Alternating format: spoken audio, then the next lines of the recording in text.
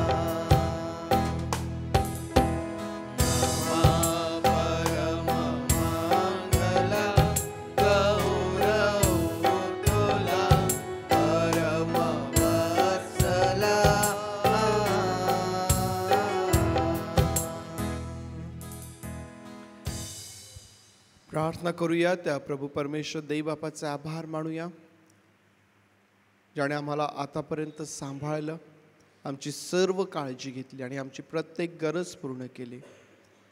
प्रभू परमेश्वर देव जो सतत आम्हासोबत आहे, आमचं मार्गदर्शन करणारा, आमचं संरक्षण करणारा आणि आम्हावरती प्रीती करणारा. होय प्रभू देव बापा, पुन्हा आज या पवित्र वारी प्रभू या सकाळच्या समयी आम्ही तुझ्या चरणाजवळ येतो, तुझे मनापासून आभार मानतो आणि तुझी स्तुती करतो. प्रभू तर देव बापा, केवळ तू आणि तूच स्तुतीस पात्र आहेस. प्रभू तूच आहेस ज्याने अवघी सृष्टी निर्माण केली, तूच आहेस ज्याने आम्हास आपल्या प्रतिरूपामध्ये बनविलं, तूच आहेस जो आम्हावरती प्रीती करतो, आमच्या तारणासाठी तर देव बापा तू स्वतःला दिलंस. प्रभू परमेश्वर देव बापा, तूच आहेस जो एक जिवंत परमेश्वर आहे राजा. आणि म्हणून आज या पवित्र वारी आम्ही सर्वजण मिळून तुझे मनापासून आभार मानतो.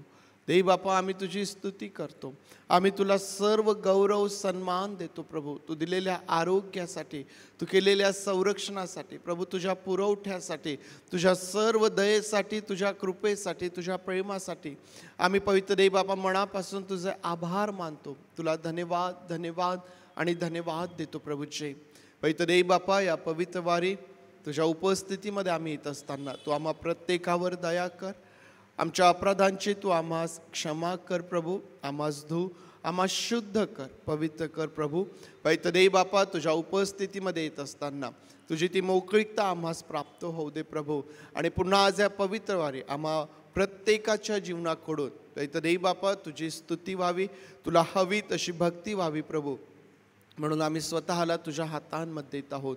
परमेश्वर देव बापा, आजची सर्व भक्ती आम्ही तुझ्या हातांमध्ये सोपवित आहोत. आमची प्रार्थना आहे प्रभू, जे आमचे प्रियजन जे आज दुःखनाईत आहेत, आजारी आहेत, बिछाण्यावर आहेत, अशा प्रत्येकावर तू दया कर, त्यास उत्तम आरोग्य दे. जी लेकरं मार्गात आहेत त्यांचं तू सहाय्य कर. या भक्तीच्या वेळेमध्ये देई बापा, या भक्तीकरिता तुझ्या लेकरांचं येणं जाणं तू सुखरूप कर, उत्तम वातावरण देऊन. परमेश्वर देई बापा, आम्हा प्रत्येकाच्या जीवनाकडून तुझी स्तुती व्हावी म्हणून आम्ही स्वतःला तुझ्या हातांमध्ये देतो, ही भक्ती तुझ्या हातांमध्ये देतो. प्रभू, तुझ्या उपस्थितीने आज पुन्हा एकदा आम्हा सर्वांना आशीर्वादित कर. तुझे मनापासून आभार मानित प्रार्थना आमचा प्रभू येशू याच्या नावात मागतो म्हणून तू ऐक. आमेन आमेन. बसूया आपण. अनुभूती भक्ती स्वर्गाचेच द्वार. उपासना संगीत 311 नंबरचं गीत गात भक्तीमध्ये आपण पुढे जाऊया.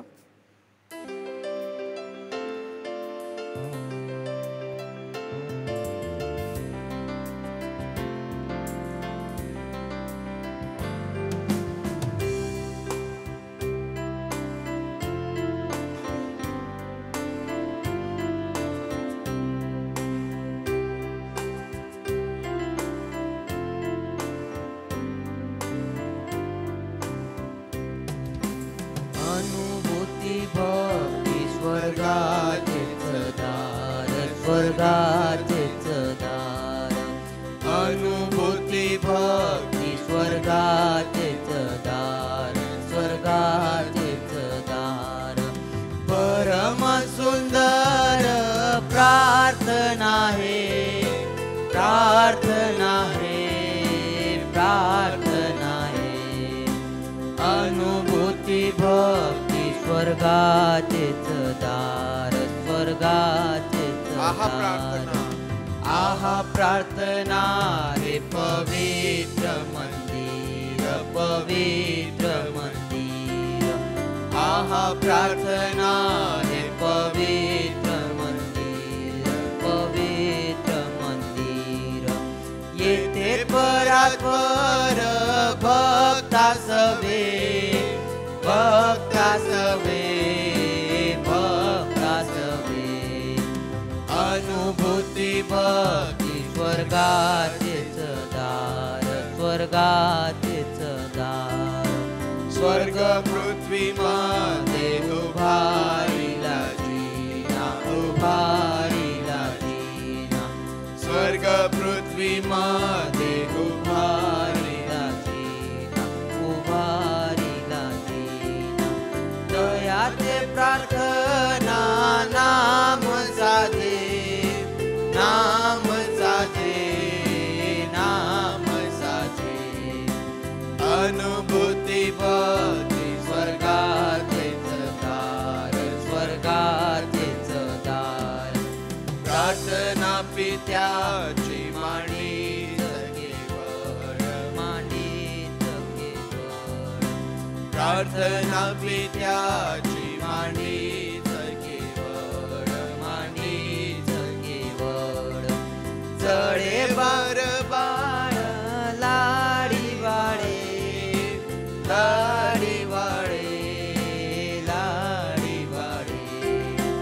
अनुभूती भक्ती स्वर्गाचेच दार, स्वर्गाचेच दार. प्रेमाचा वर्षाव आज्ञाचा प्रकाश, आज्ञाचा प्रकाश. प्रेमाचा वर्षाव आज्ञाचा प्रकाश, आज्ञाचा प्रकाश. आसावे साहस प्रार्थना है, प्रार्थना है, प्रार्थना है. अनुभूती भक्ती स्वर्गाचेच द्वार, स्वर्गाचेच दार. ख्रिस्त शिष्य माने ख्रिस्ता संगे जाणे, ख्रिस्ता संगे जाणे. ख्रिस्त शिष्य माने ख्रिस्ता संगे जाणे, ख्रिस्ता संगे जाणे. देवा आलिंगने प्रार्थना है, प्रार्थना है, प्रार्थना है. अनुभूती भक्ती स्वर्गाचेच दार, स्वर्गाचेच दार. अनुभूती भक्ती स्वर्गाचेच दार, स्वर्गाचेच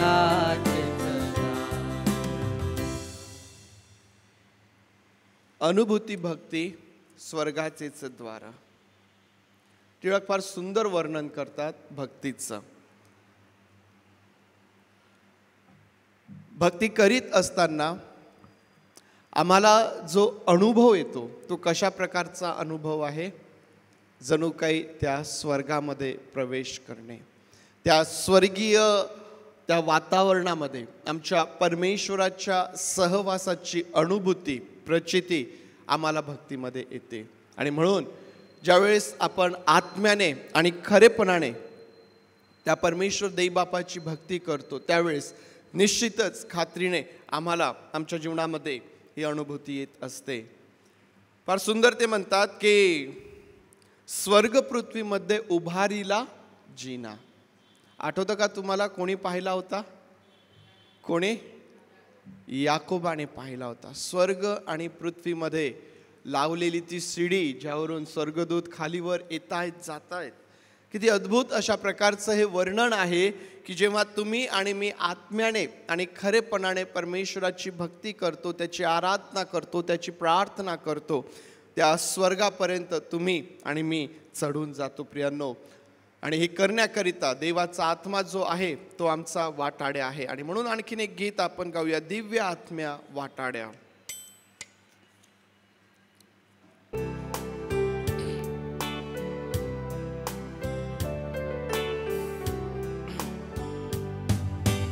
दिव्य आत्म्या वाटाड्या घरी वाट लावया, यात्रेकरी भक्तासी दूरानाथ जाळीसी.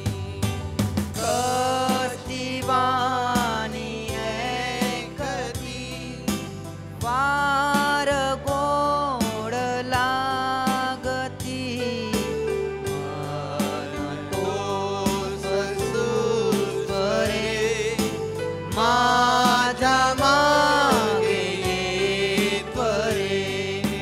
प्रिय सखा तू दयाळ नित्य करीसी सांभाळ, कधी घोर पडतो अंधारात चालतो, वादळे ही सुटती धैर्य आशा कुंटती, मन तोच सुस्वरे माझ्या मागे येत्वरे. मृत्यू नदी पोहता तुला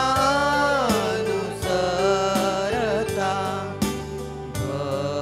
भवरान सोडणार ते आकाशी चढणार, तोवरी ही प्रार्थना तूच करी करुणा, मन तोच सुस्वरे माझ्या मागे येत्वरे. दिव्य आत्म्या वाटाड्या घरी वाट द्यावया. या पवित्र शास्त्रामधून यावेळेस एक स्तोत्र वाचूया. आणि आज ईद आपल्यासाठी एक स्तोत्र म्हणेल. सर्वांना सलाम. आज मी तुमच्या समोर एक स्तोत्र म्हणणार आहे. स्तोत्र संहिता 1. नीतिमान व अनीतिमान. जो पुरुष द्विजनाच्या मसलतीने चालत नाही, पापी जनांच्या मार्गात उभा राहत नाही आणि निंदकाच्या बैठकीत बसत नाही, तर परमेश्वराच्या नियमशास्त्रात रमतो, त्याची नियमशास्त्र रात्र व दिवस स्मरण करीतो, तो धन्य. जे झाड पाण्याच्या प्रवाहाजवळ लावलेले असते, जे जे आपल्या हंगामी फळ देते, ज्याचे पाणी कोंजत नाही, अशा झाडासारखा तो आहे. आणि जे काही तो हाती घेतो ते सिद्धीत जाते. दुर्जन तसे नाही, ते वाऱ्याने उडून जाणाऱ्या भुसासारखे आहे. यामुळे दुर्जन न्यायासमेत टिकावयाचे नाही. पापीजन नीतिमानाच्या मार्गात उभा राहायचे नाही, कारण नीतिमानाचा मार्ग परमेश्वराला अवगत असतो आणि दुर्जनाचा मार्ग नष्ट होतो. थँक्यू. स्तोत्रसंहिता 1. नीतिमान आणि अनीतिमान. आपल्याला माहिती आहे की परमेश्वराचं वचन आम्हाला सांगतं की एकही नीतिमान नाही, कोणीही देवाचा शोध करणारा नाही. सर्व भटकलेले आहेत, देवाच्या गौरवाला अंतरलेले आहेत. अशा या जगाच्या परिस्थितीमध्ये आज तुम्ही आणि मी धन्य आहोत, कारण प्रभू येशू ख्रिस्तावरती जो विश्वास आपण ठेवलेला आहे, त्या विश्वासामुळं प्रभू येशू ख्रिस्ताचं नीतिमत्व आणि प्रभू येशू ख्रिस्ताची धार्मिकता आम्हाला प्राप्त झालेली आहे.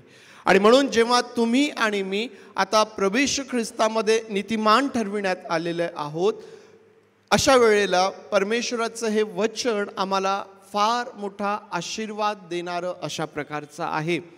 कारण या ठिकाणी असं म्हटलेलं आहे की जो पुरुष परमेश्वराच्या नियमशास्त्रात रमतो तो कसा आहे? झाडासारखा. कोणत्या झाडासारखा? जे पाण्याच्या प्रवाहाजवळ लावलेलं असतं, जे आपल्या हंगामी फळ देतं, ज्याची पाणी कोमेजत नाही. आणि फार सुंदर त्या ठिकाणी स्तोत्रकर्ता म्हणतो की जे काही तो हाती घेतो ते सिद्धीस जाते. आम्हाला माहिती आहे की आम्ही आमच्या जीवनामध्ये पुष्कळ प्रयत्न करतो, पुष्कळ विचारही करतो, पुष्कळ योजनाही करतो. पुष्कळदा आम्हाला आमच्या जीवनामध्ये यश प्राप्ती होते, पुष्कळदा आम्हाला आमच्या जीवनामध्ये अपयश देखील येतं. परंतु आज आमच्यासाठी फार महत्त्वाचं आहे की जे नीतिमान आहेत त्यांच्यासाठी असं म्हटलेलं आहे, जे परमेश्वराच्या नियमशास्त्रात रमणारे आहेत त्यांच्यासाठी असं म्हटलेलं आहे की ते जे काही हाती घेतात ते सिद्धीस जाते.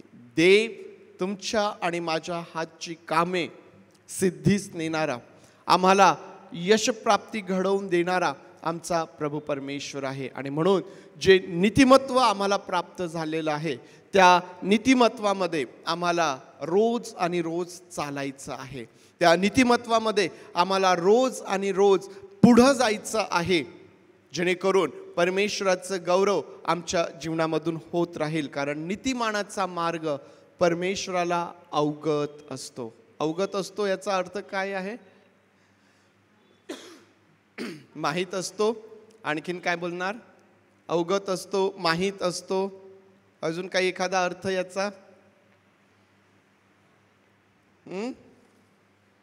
माहीत असतोय ना, मान्य असतो. परमेश्वर देव त्या मार्गावर त्याचं रक्षण करतो. परमेश्वर देव त्या मार्गावर त्याचा सांभाळ करतो. त्याचा मार्ग परमेश्वराला मान्य असतो आणि म्हणून परमेश्वर देव नीतिमानाचं संरक्षण करून त्या मार्गावरती त्याला आशीर्वादित करणारा तो परमेश्वर आहे. या परमेश्वर देव बापासाठी आम्हाला गौरव द्यायला पाहिजे, या सर्व आशीर्वादांसाठी. परमेश्वर देव बापाला धन्यवाद देऊया, जो आमच्या सर्व कार्यामध्ये आम्हा सहाय्य करतो आणि आम्हा आशीर्वादित करतो. त्या प्रभू परमेश्वराला आपल्या ओठांचं स्तुतिरूपी फळ सादर करूया. क्वायर यावेळेस पुढं येईल आणि क्वायर बरोबर काही वेळ परमेश्वराची स्तुती आराधना यावेळेस आपण करूया. प्रभू येशू ख्रिस्ताच्या नावात सर्वांना सलाम. हो पृथ्वीवरील सर्व लोकांनो, परमेश्वराचे जय जयकार करा. हर्षाने परमेश्वराची सेवा करा व गीत गात त्याच्या पुढे या. स्तोत्रकर्ता दावीद असं म्हणतो की हर्षाने परमेश्वराची सेवा करा व गीत गात त्याच्या पुढे या. तर या प्रियांनो, आपण सर्व मिळून देवाची स्तुती करूया, त्याला धन्यवाद देऊया. तर आपण एक गीत गाऊया. सर्वांना येणारं असं गीत आहे, ईश्वराची दया किती तांगतीचा लागे ना. उपासना संगीत यातील 33 नंबरचं गीत आहे.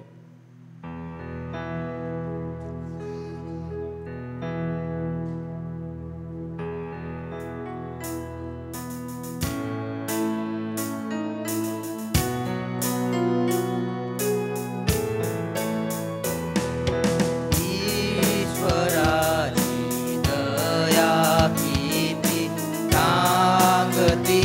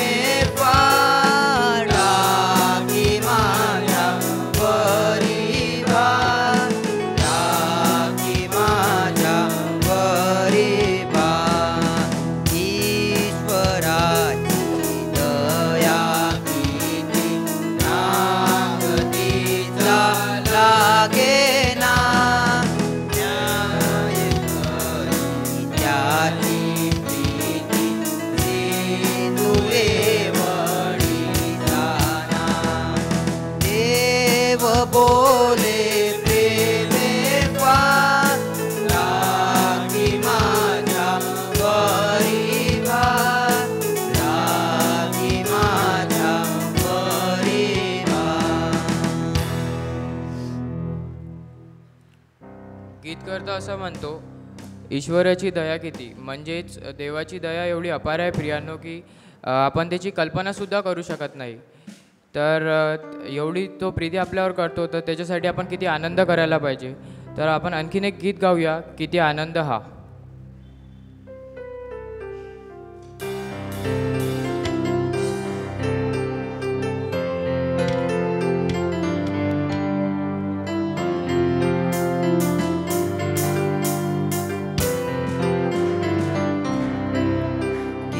आनंद हा स्वर्गीय आनंद हा प्रभु येशू ने दिला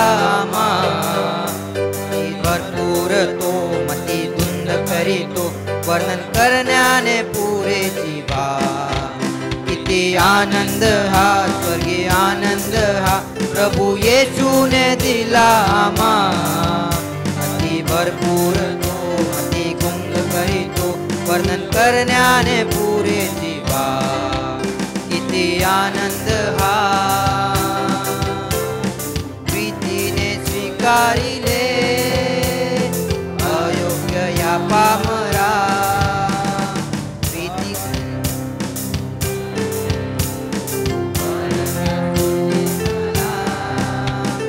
प्रीतीने स्वीकारिले अयोग्य या पामरा.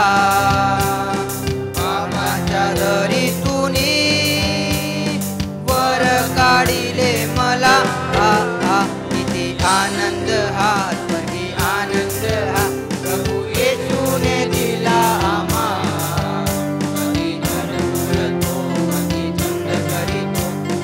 येणारे पुरे जीवा.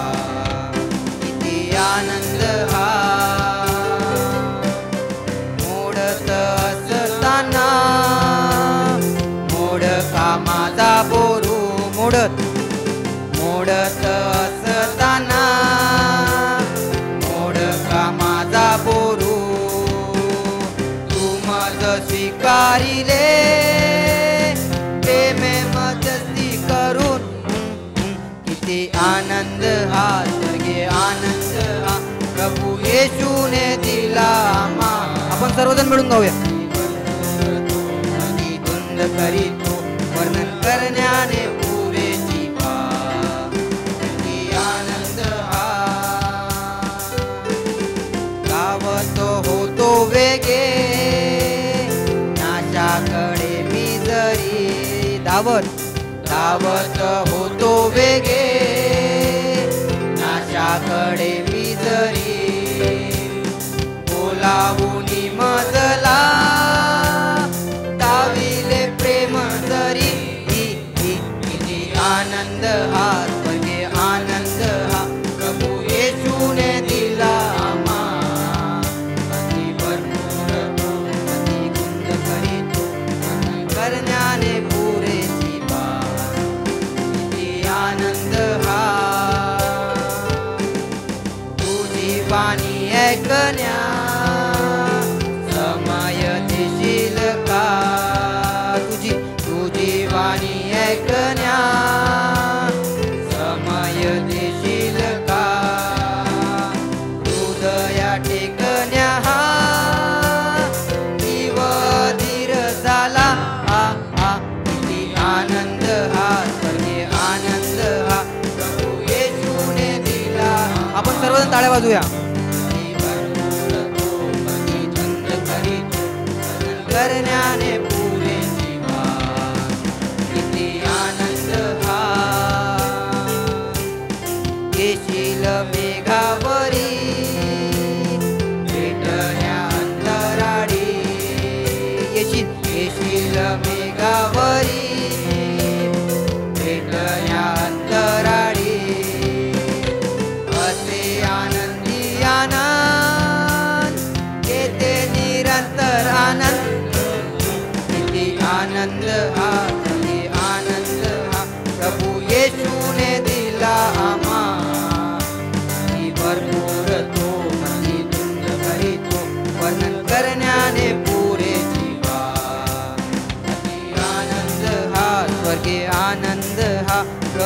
येशूने दिला अति भरपूर तो मनी धुंद करीतो वर्णन करण्याने पुरे जीवा किती आनंद हा.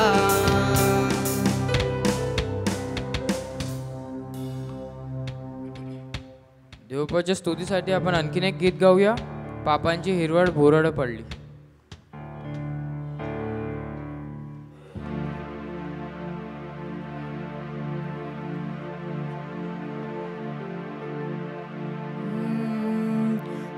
पापाची हिरवळ भुरळ पडली, पापाची हिरवळ भुरळ पडली, बहकुनिया गेलं, हो बहकुनिया गेलं,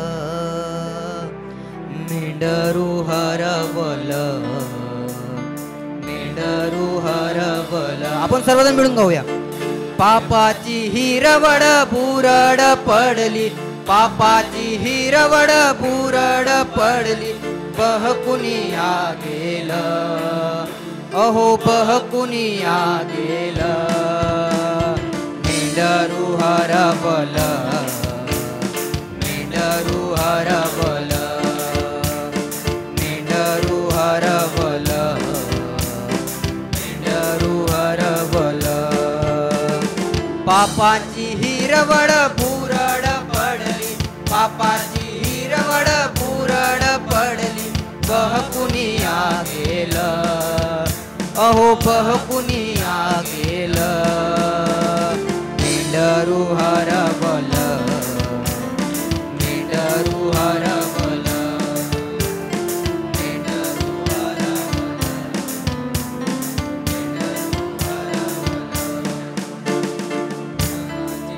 मला सर्वांच्या चेहऱ्यावरती एक उदासी दिसत आहे. आपण सर्वजण यावेळी गीतासाठी उभं राहूया. आपण सर्वजण टाळ्या वाजून हे गीत गाऊया. आपण सर्वजण यावेळेस उभं राहूया आणि देवाची स्तुती करूया.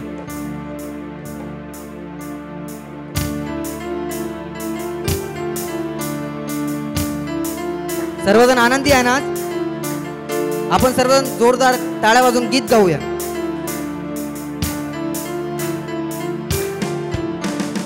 मोहाची जडलं पापात पडलं, मोहाची जडलं पापात पडलं, मोहाची जडलं पापात पडलं, मोहाची जडलं पापात पडलं, बहकुनिया गेलं, अहो बहकुनिया गेलं, मेंढरू हरवलं, मेंढरू हरवलं, मेंढरू हरवलं, मेंढरू हरवलं.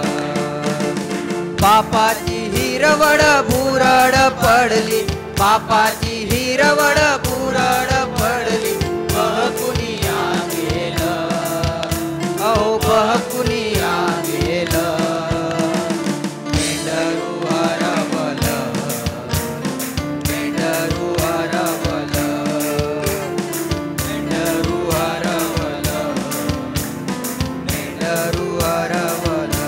वाढत गेला, वाढत गेला पापाचा भार, देवापासून गेलं ते दूर, वाढत गेला पापाचा भार, देवापासून गेलं ते दूर.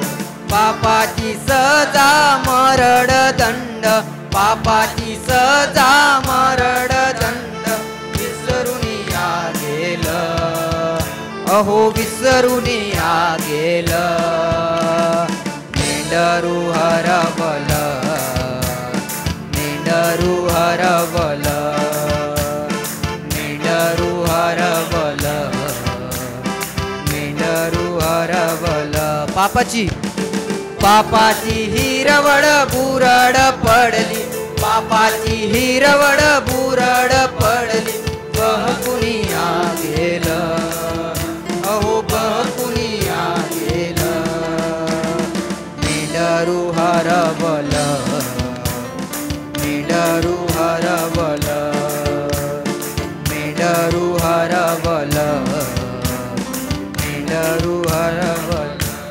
मेंढरू गेलं, मेंढरू मेंढरू गेलं पाप वाटेन, शोधून काढलं येशू राजान.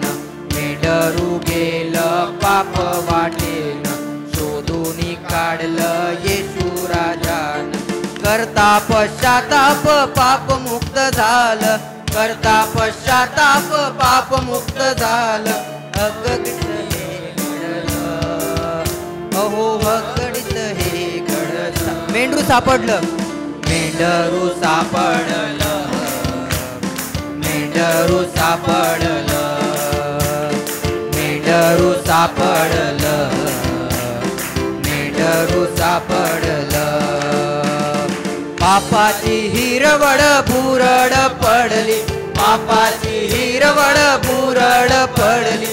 बहकुनिया गेलं, अहो बहकुनिया गेलं. मेंढरू सापडलं, मेंढरू सापडलं, मेंढरू सापडलं, मेंढरू सापडलं. देवाला देवाला आनंद झाला हो पार, येशूला आनंद झाला हो पार. देवाला आनंद झाला हो पार, येशूला आनंद झाला हो पार. मोहाची जडलं पापात पडलं, मोहाची जडलं पापात पडलं. बहकुनिया गेलं, अहो बहकुनिया गेलं. मेंढरू सापडलं, मेंढरू सापडलं, मेंढरू सापडलं, मेंढरू सापडलं. पापाची हिरवड, पापाची हिरवड भुरड पडली, पापाची हिरवड भुरड पडली. बहकुनिया गेलं, अहो बहकुनिया गेलं. मेंढरू हरवलं, मेंढरू हरवलं, मेंढरू हरवलं, मेंढरू हरवलं.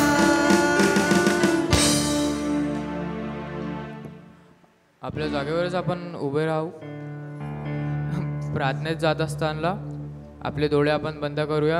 आणखीन आपण एक गीत गाऊया, मैं धन्यवाद करता रहूंगा.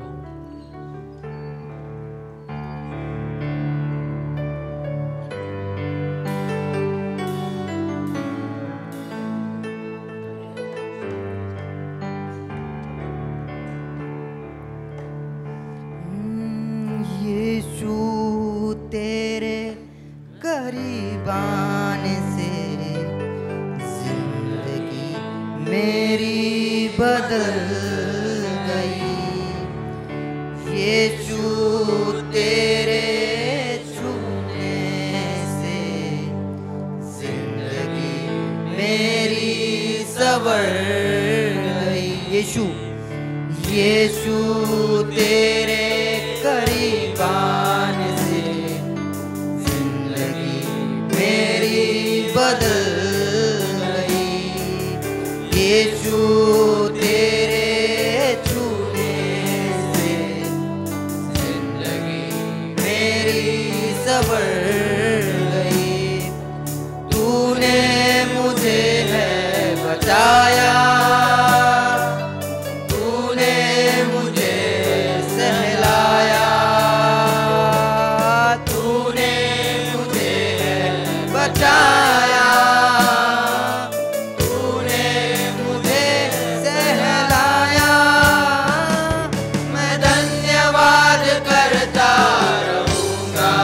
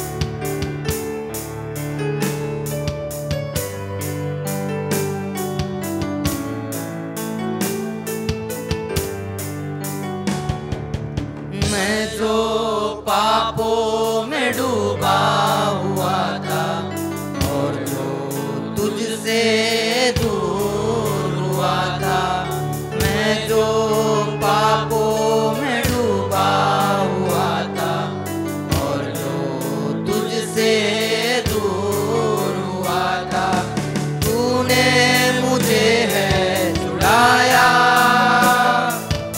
अपनी राह पर चलाया।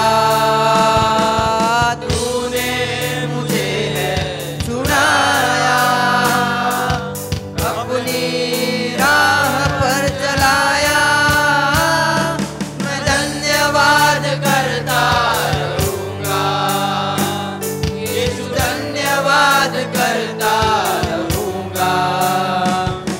मैं धन्यवाद करता रहूँगा, यीशु धन्यवाद करता रहूँगा।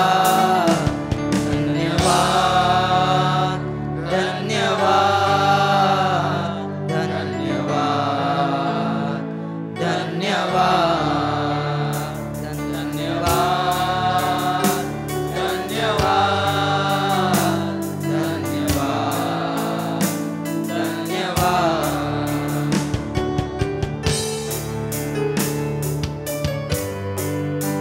देवाने खरोखर एवढं प्रेम केलं की ते आपण त्याचं प्रेम देखील, आपल्या प्रेमाला त्यांनी एक उत्तम असं एक आकार दिला आणि आपण या त्याच्या मार्गावर सुरळीतरित्या चालू शकू आणि या पापापासून दूर असावं।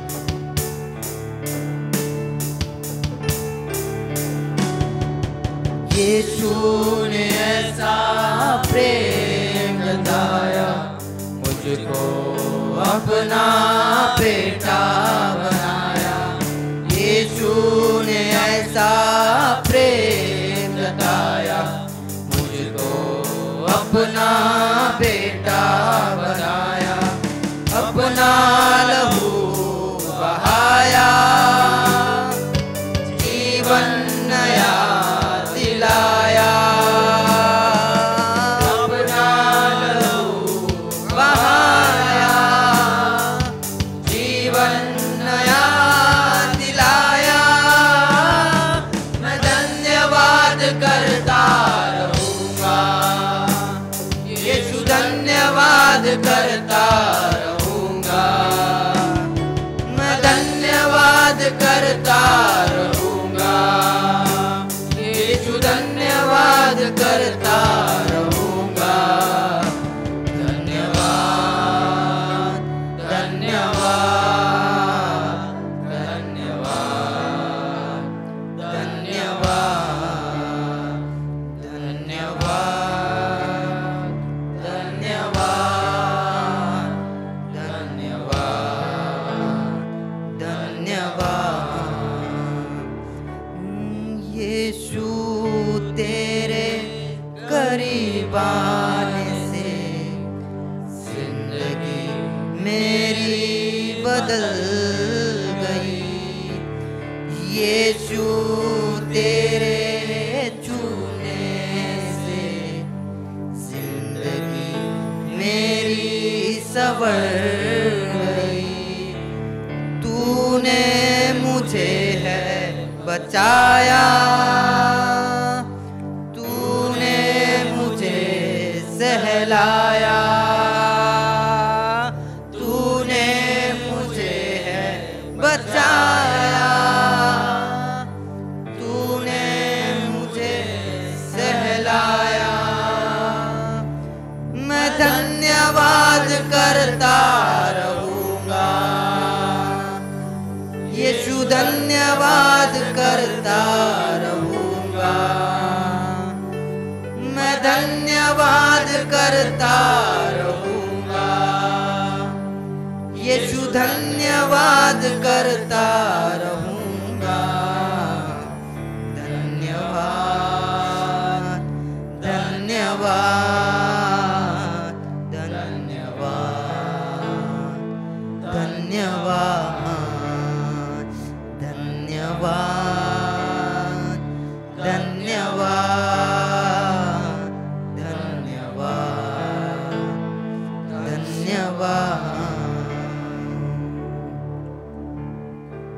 प्रार्थना करूया. देवपा असा सुंदरसा दिवस तू आम्हाला दाखवला म्हणून तुझे उपकार मानतो. देवपा आज आमची ही जी उपकार स्तुती आहे ती तू मान्य कर. आणखीन आमच्या वर्शिपद्वारे सर्वांना तू आशीर्वादित तू कर देवपा. आणखीन देवपा तुझं येणारं जे वचन आहे देवपा ते आमच्या सर्वांसाठी तू आशीर्वादित तू कर देवपा. ते आम्हाला आमच्या जीवनात अप्लाय असं करावं असं तू उदे देवपा. आणखीन देवपा जे लोक मार्गात असतील देवपा त्यांच्या मार्ग तू मोकळे कर देवपा. त्यांना सुखरूप रीतीने चर्च या ठिकाणी तू आण देवपा. ही लहान नम्र विनंती येशूच्या गोड आणि पवित्र नावाने मागितली म्हणून तो ऐक. आमेन. आपले वक्ते जे आहेत अतुल सर आपल्यामध्ये आहे. मी यावेळेस त्यांना विनंती करतो की ते पुढं येतील आणि जो संदेश आज मंडळीकरिता आहे तो ते आपल्या समोर देतील.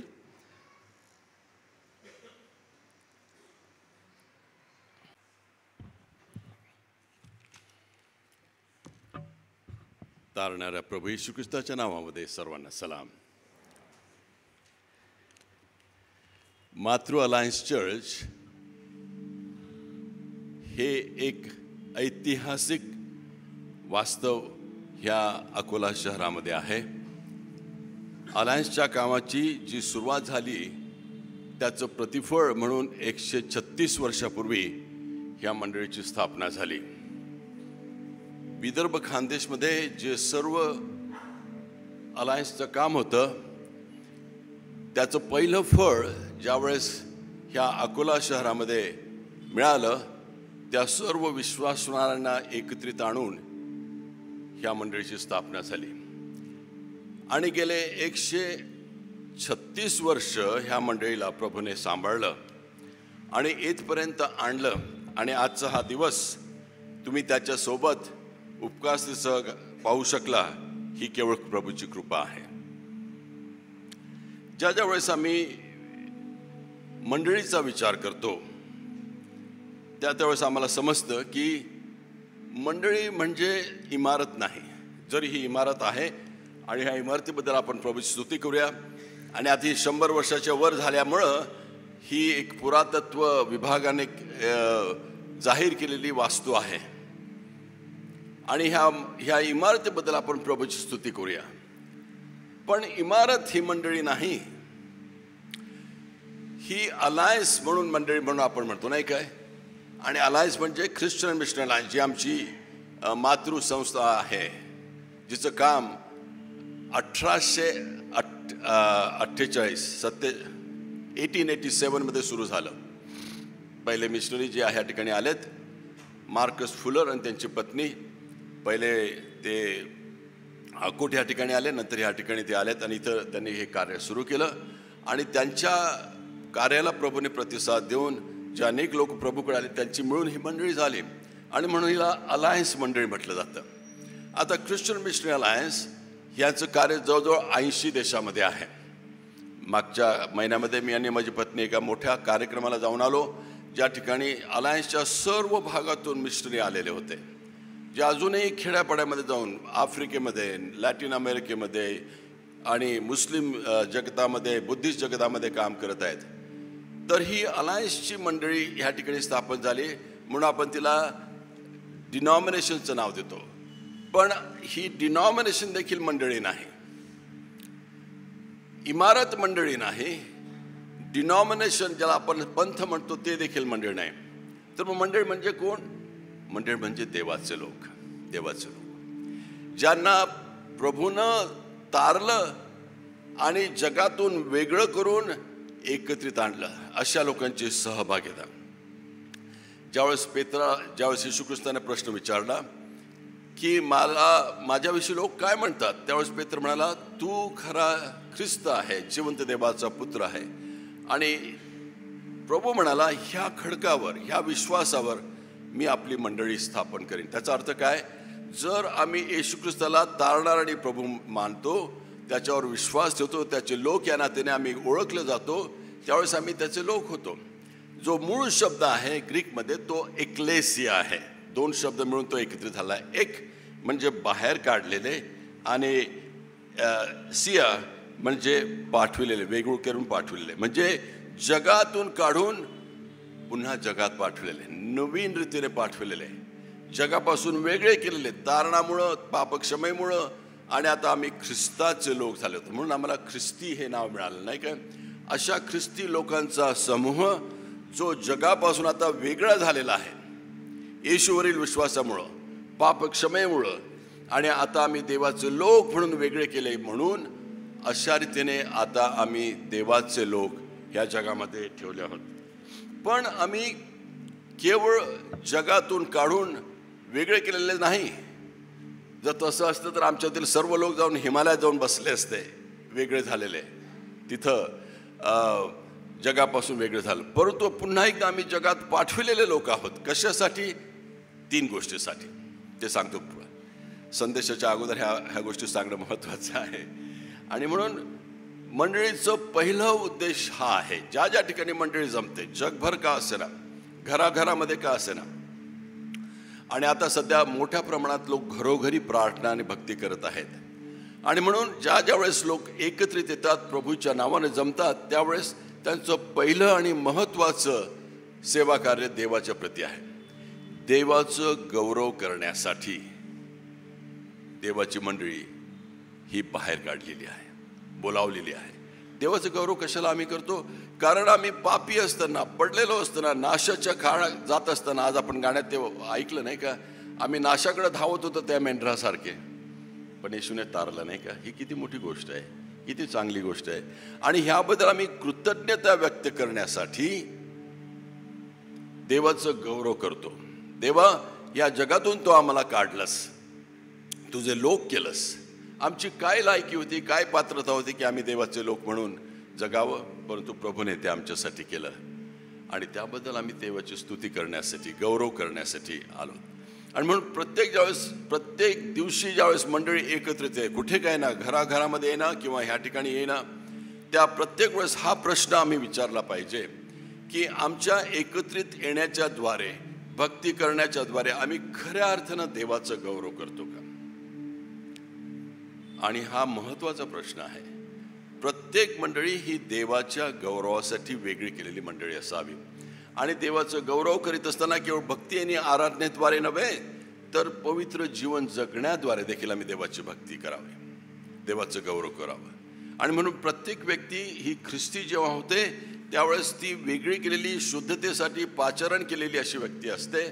आणि आपल्या जीवनाच्या द्वारे ती देवाचं गौरव करू शकते, शुद्ध आणि पवित्र. तुमचं जीवन अशा प्रकारे असू द्या की तुमच्या जीवनाकडे पाहून देवाचं गौरव होईल. दुसरी गोष्ट मंडळीसाठी महत्त्वाची ही आहे की ज्यावेळेस आम्ही देवाचं गौरव करतो म्हणजे त्याला ऊर्ध्वंगत ही सेवा म्हटलेली आहे.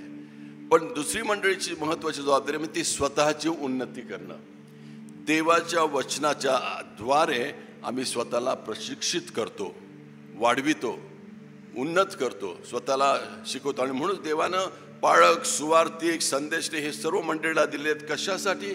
की त्यांच्याद्वारे मंडळीला उत्तेजन मिळावं, मंडळीची वाढ व्हावी. ती इंटरनल मिनिस्ट्री म्हटलेलं आहे, एज्युकेशनल मिनिस्ट्री. हे जे पुलपिट आहे ते कशासाठी आहे? ह्या पुलपिटवरून देवाचं वचन आम्हाला सांगितलं जातं, नाही का? आम्ही दर रविवारी संदेश ऐकतो, पाळक साहेब आम्हाला सांगतात. आणि हे वचन कशासाठी असतं? आमची उन्नती होण्यासाठी.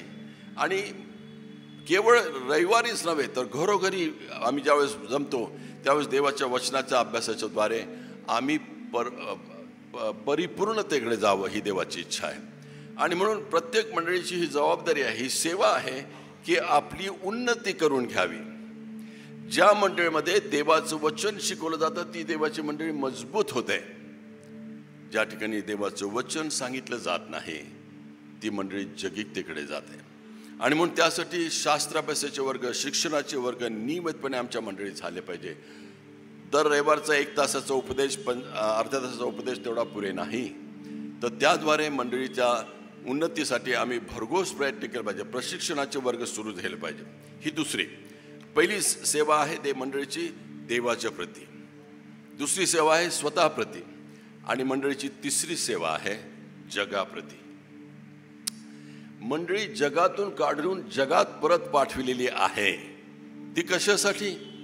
कारण मंडळीला जे तारण मिळालेलं आहे, जो तारणाचा अनुभव मिळालेला आहे, जी येशूची सुवार्ता मिळालेली आहे, जी पाप क्षमेची खात्री मिळालेली आहे आणि अनंत जीवनाची खात्री मिळाली आहे, ती सुवार्ता इतरांना सांगण्याची गरज आहे.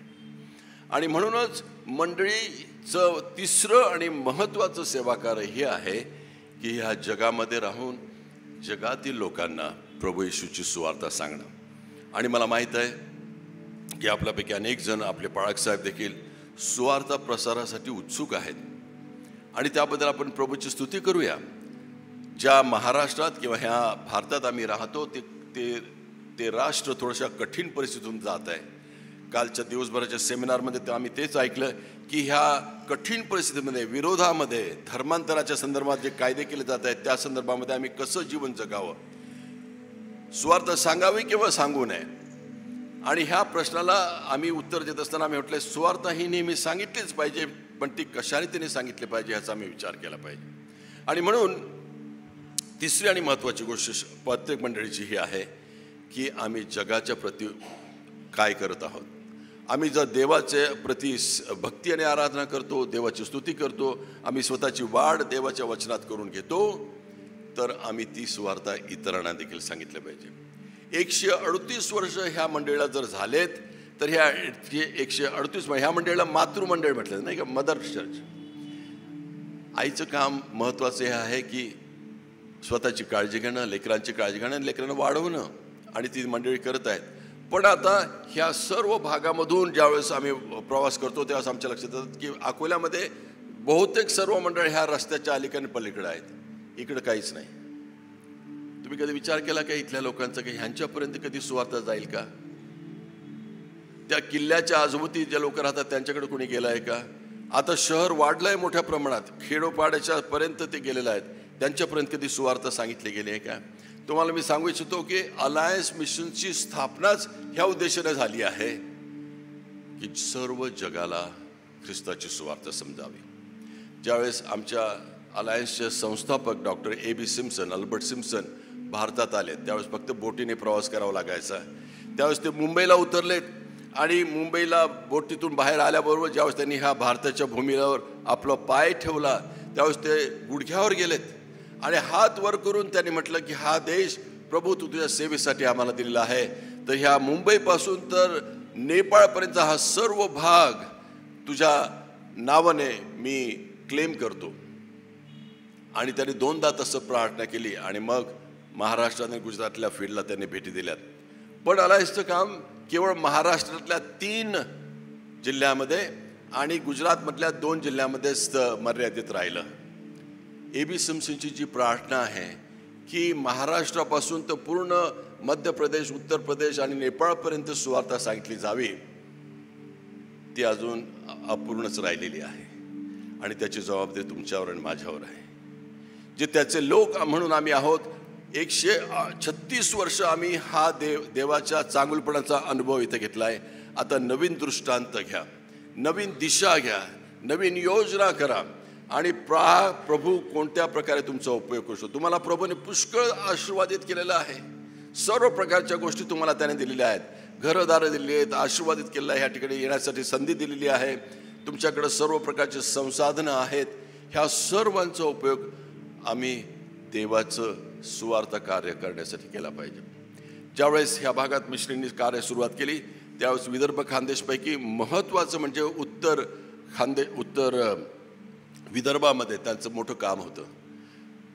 अंजनगाव आणि अकोट ह्या भागातले जवळजवळ 40-45 खेडी अलायन्सने आपल्या कामाची केंद्र केली होती आणि म्हणून त्या सर्व खेड्यामधूनच लोक आलेत आणि प्रभूमध्ये वस्तावलेत. आणि म्हणून आमच्या अलायन्समध्ये जे सर्व लोक आहेत ते बहुतेक सर्व त्या भागातले आहेत, अकोट आणि अंजनगाव भागातले. आता जर तुम्ही परत अंजनगाव भागात गेलात आणि ज्या ज्या गावामध्ये खेड्यामध्ये प्रभूची सुवार्ता सांगितली गेली होती तिथं जर तुम्ही भेटी दिल्या तुमच्या काय लक्षात येईल? मंडळ्या बंद पडलेल्या आहेत, सुवार्ता कोणी सांगत नाहीत. जे ख्रिस्ती होते त्यातले अनेक लोक आपलं गाव सोडून शहरामध्ये आलेले आहेत. जे खेड्यात राहिलेले ख्रिस्ती त्यांची कोणी काळजी घेणारं राहिलं नाही, अनेक जण मागे गेलेले आहेत. कमीत कमी ह्या मंडळीने म्हटलं पाहिजे ह्या 40 पैकी 4 खेड्यांना आम्ही दत्तक घेऊ आणि तिथं पुन्हा एकदा नव्यानं कार्य सुरू करू. सुवार्तिकांना आम्ही मदत करू, नाहीतर आमचे तरुण मुलं आम्ही नियमितपणे पाठवू, आमच्या टोळ्या त्या ठिकाणी पाठवू आणि त्यांच्याद्वारे प्रभूचं कार्य करण्यासाठी आम्ही काहीतरी करू. तर ज्यावेळेस आम्ही वाढदिवस पाळतो त्यावेळेस आम्ही नवीन निर्णय घेतो. आणि आज ह्या गृहसणाच्या दिवशी, ह्या आठवड्यामध्ये जेव्हा आम्ही या मंडळीचा वाढदिवस पाळत आहोत, वर्धमान दिन पाळत आहोत, त्यावेळेस त्यामध्ये आनंद आणि उत्साह करा, प्रभूची स्तुती करा, पण ह्याचबरोबर समर्पित रीतीने काहीतरी योजना करा, ध्येय करा. आणि ह्यामधून कदाचित ह्या मातृमंडळीने अनेक मंडळांना जन्म द्यावा, अनेक खेड्यामध्ये, शहरामध्ये ह्या कार्याला ह्या मंडळीद्वारे प्रोत्साहन मिळावं, अशा प्रकारची योजना करा, जेणेकरून जे काही प्रभूने तुम्हाला आशीर्वाद दिलेले आहेत त्याचा विनियोग इतरांसाठी करता येईल. आता मंडळी, मी तुम्हाला सांगितलं की देवाचे निवडलेले लोक, जुन्या करारामध्ये आणि नवीन करारामध्ये ज्यावेळेस देवाचे लोक ज्यांना म्हटलं होतं त्यांची मंडळी होत असे. पण ही मंडळी, देवाचे लोक म्हणजे देवाचे कुटुंब हे एकत्रित आलेले आहेत. आणि म्हणून ज्यावेळेस आम्ही मंडळीचा विचार करतो त्यावेळेस कुटुंबाचा विचार केला पाहिजे. आणि अशा समर्पित आणि तारलेल्या कुटुंबाचा समूह ज्यावेळेस एकत्रित येतो त्यावेळेस खऱ्या अर्थानं ज्या उद्देशानं मंडळ्या स्थापन झालेल्या आहेत त्यांच्या उद्देशाची परिपूर्ती करण्यासाठी मदत होते. जर कुटुंब विस्कळीत झालेत, कुटुंबामध्ये जगिकता आणि भ्रष्टता आलीत, कुटुंबामध्ये जर ऐक्य नसलं तर तीच परिस्थिती मंडळीमध्ये दिसते. आणि अनेकदा मी तुम्हाला सांगू इच्छितो, मी 12 वर्ष अलायन्सचं 5 मंडळांचं पाळकपण केलं. 5 वर्ष आम्ही नागपूरमध्ये 3 मंडळं स्थापन करून त्याचं पाळकी सेवा केली. त्यानंतर पुण्यातल्या 2 मंडळं सुरू करून त्या ठिकाणी पाळकी सेवा केली. जवळजवळ 12 वर्ष आम्ही त्या ठिकाणी होतो. आणि तुम्हाला मी सांगतो, मंडळामध्ये सर्वच लोक सारखे नसतात, पण ज्यावेळेस लोक त्रास द्यायला सुरुवात करतात त्यावेळेस माझ्या लक्षात हे आलं आहे की त्यांचं कौटुंबिक जीवन बिघडलेलं असतं. आणि त्यामुळं त्यांच्या कौटुंबिक अव्यवस्थित जीवनामुळं ते मंडळीमध्ये देखील उपासनेमध्ये आणि सेवा कार्यामध्ये त्रास देऊ शकतात. आणि म्हणून मंडळीतील कुटुंबांना स्थिर करणं, मजबूत करणं, विश्वासात दृढ करणं हे फार महत्त्वाचं आहे. आणि दरवर्षी ज्यावेळेस आम्ही गृहसण पाळतो त्यावेळेस आम्ही ह्याचा विचार केला पाहिजे की ह्या गृहसणाच्या काळामध्ये आमच्या कुटुंबांना स्थिर करण्यासाठी, कुटुंबांना मजबूत करण्यासाठी, विश्वासात आणण्यासाठी आणि समर्पित आणि शुद्ध जीवन जगण्यासाठी आम्ही काय करावं. अलायन्सचे 4 महत्त्वाचे तत्व आहे, नाही काय? येशू ख्रिस्त तारणारा, येशू ख्रिस्त बरे करणारा म्हणजे रोग बरे करणारा, आणि जीसस इज सेवियर सॅन्क्टिफायर, शुद्धीकरण करणारा, पवित्रीकरण करणारा आणि येणारा राजा. पवित्रीकरण ह्यावर आम्ही फार कमी जोर दिलेला आहे, तारणावर आम्ही जोर दिलेला आहे. पण त्यानंतर पवित्रीकरणाची जी प्रक्रिया आहे ती कुटुंबामध्ये रुजविली गेली नाही. त्यामुळं अनेकदा आम्ही ख्रिस्ती झालो, आम्ही तारणाचा अनुभव घेतला, पण त्या पलीकडं शुद्धतेत, पवित्रतेत वागण्यासाठी आम्ही शिकलो नाही. आणि त्याची पुन्हा एकदा नव्याने ह्या गृहसणात आठवण करून देण्याची गरज आहे की जे ख्रिस्ती या नात्यानं आम्ही कुटुंब म्हणून जगतो ह्या अकोला शहरामध्ये.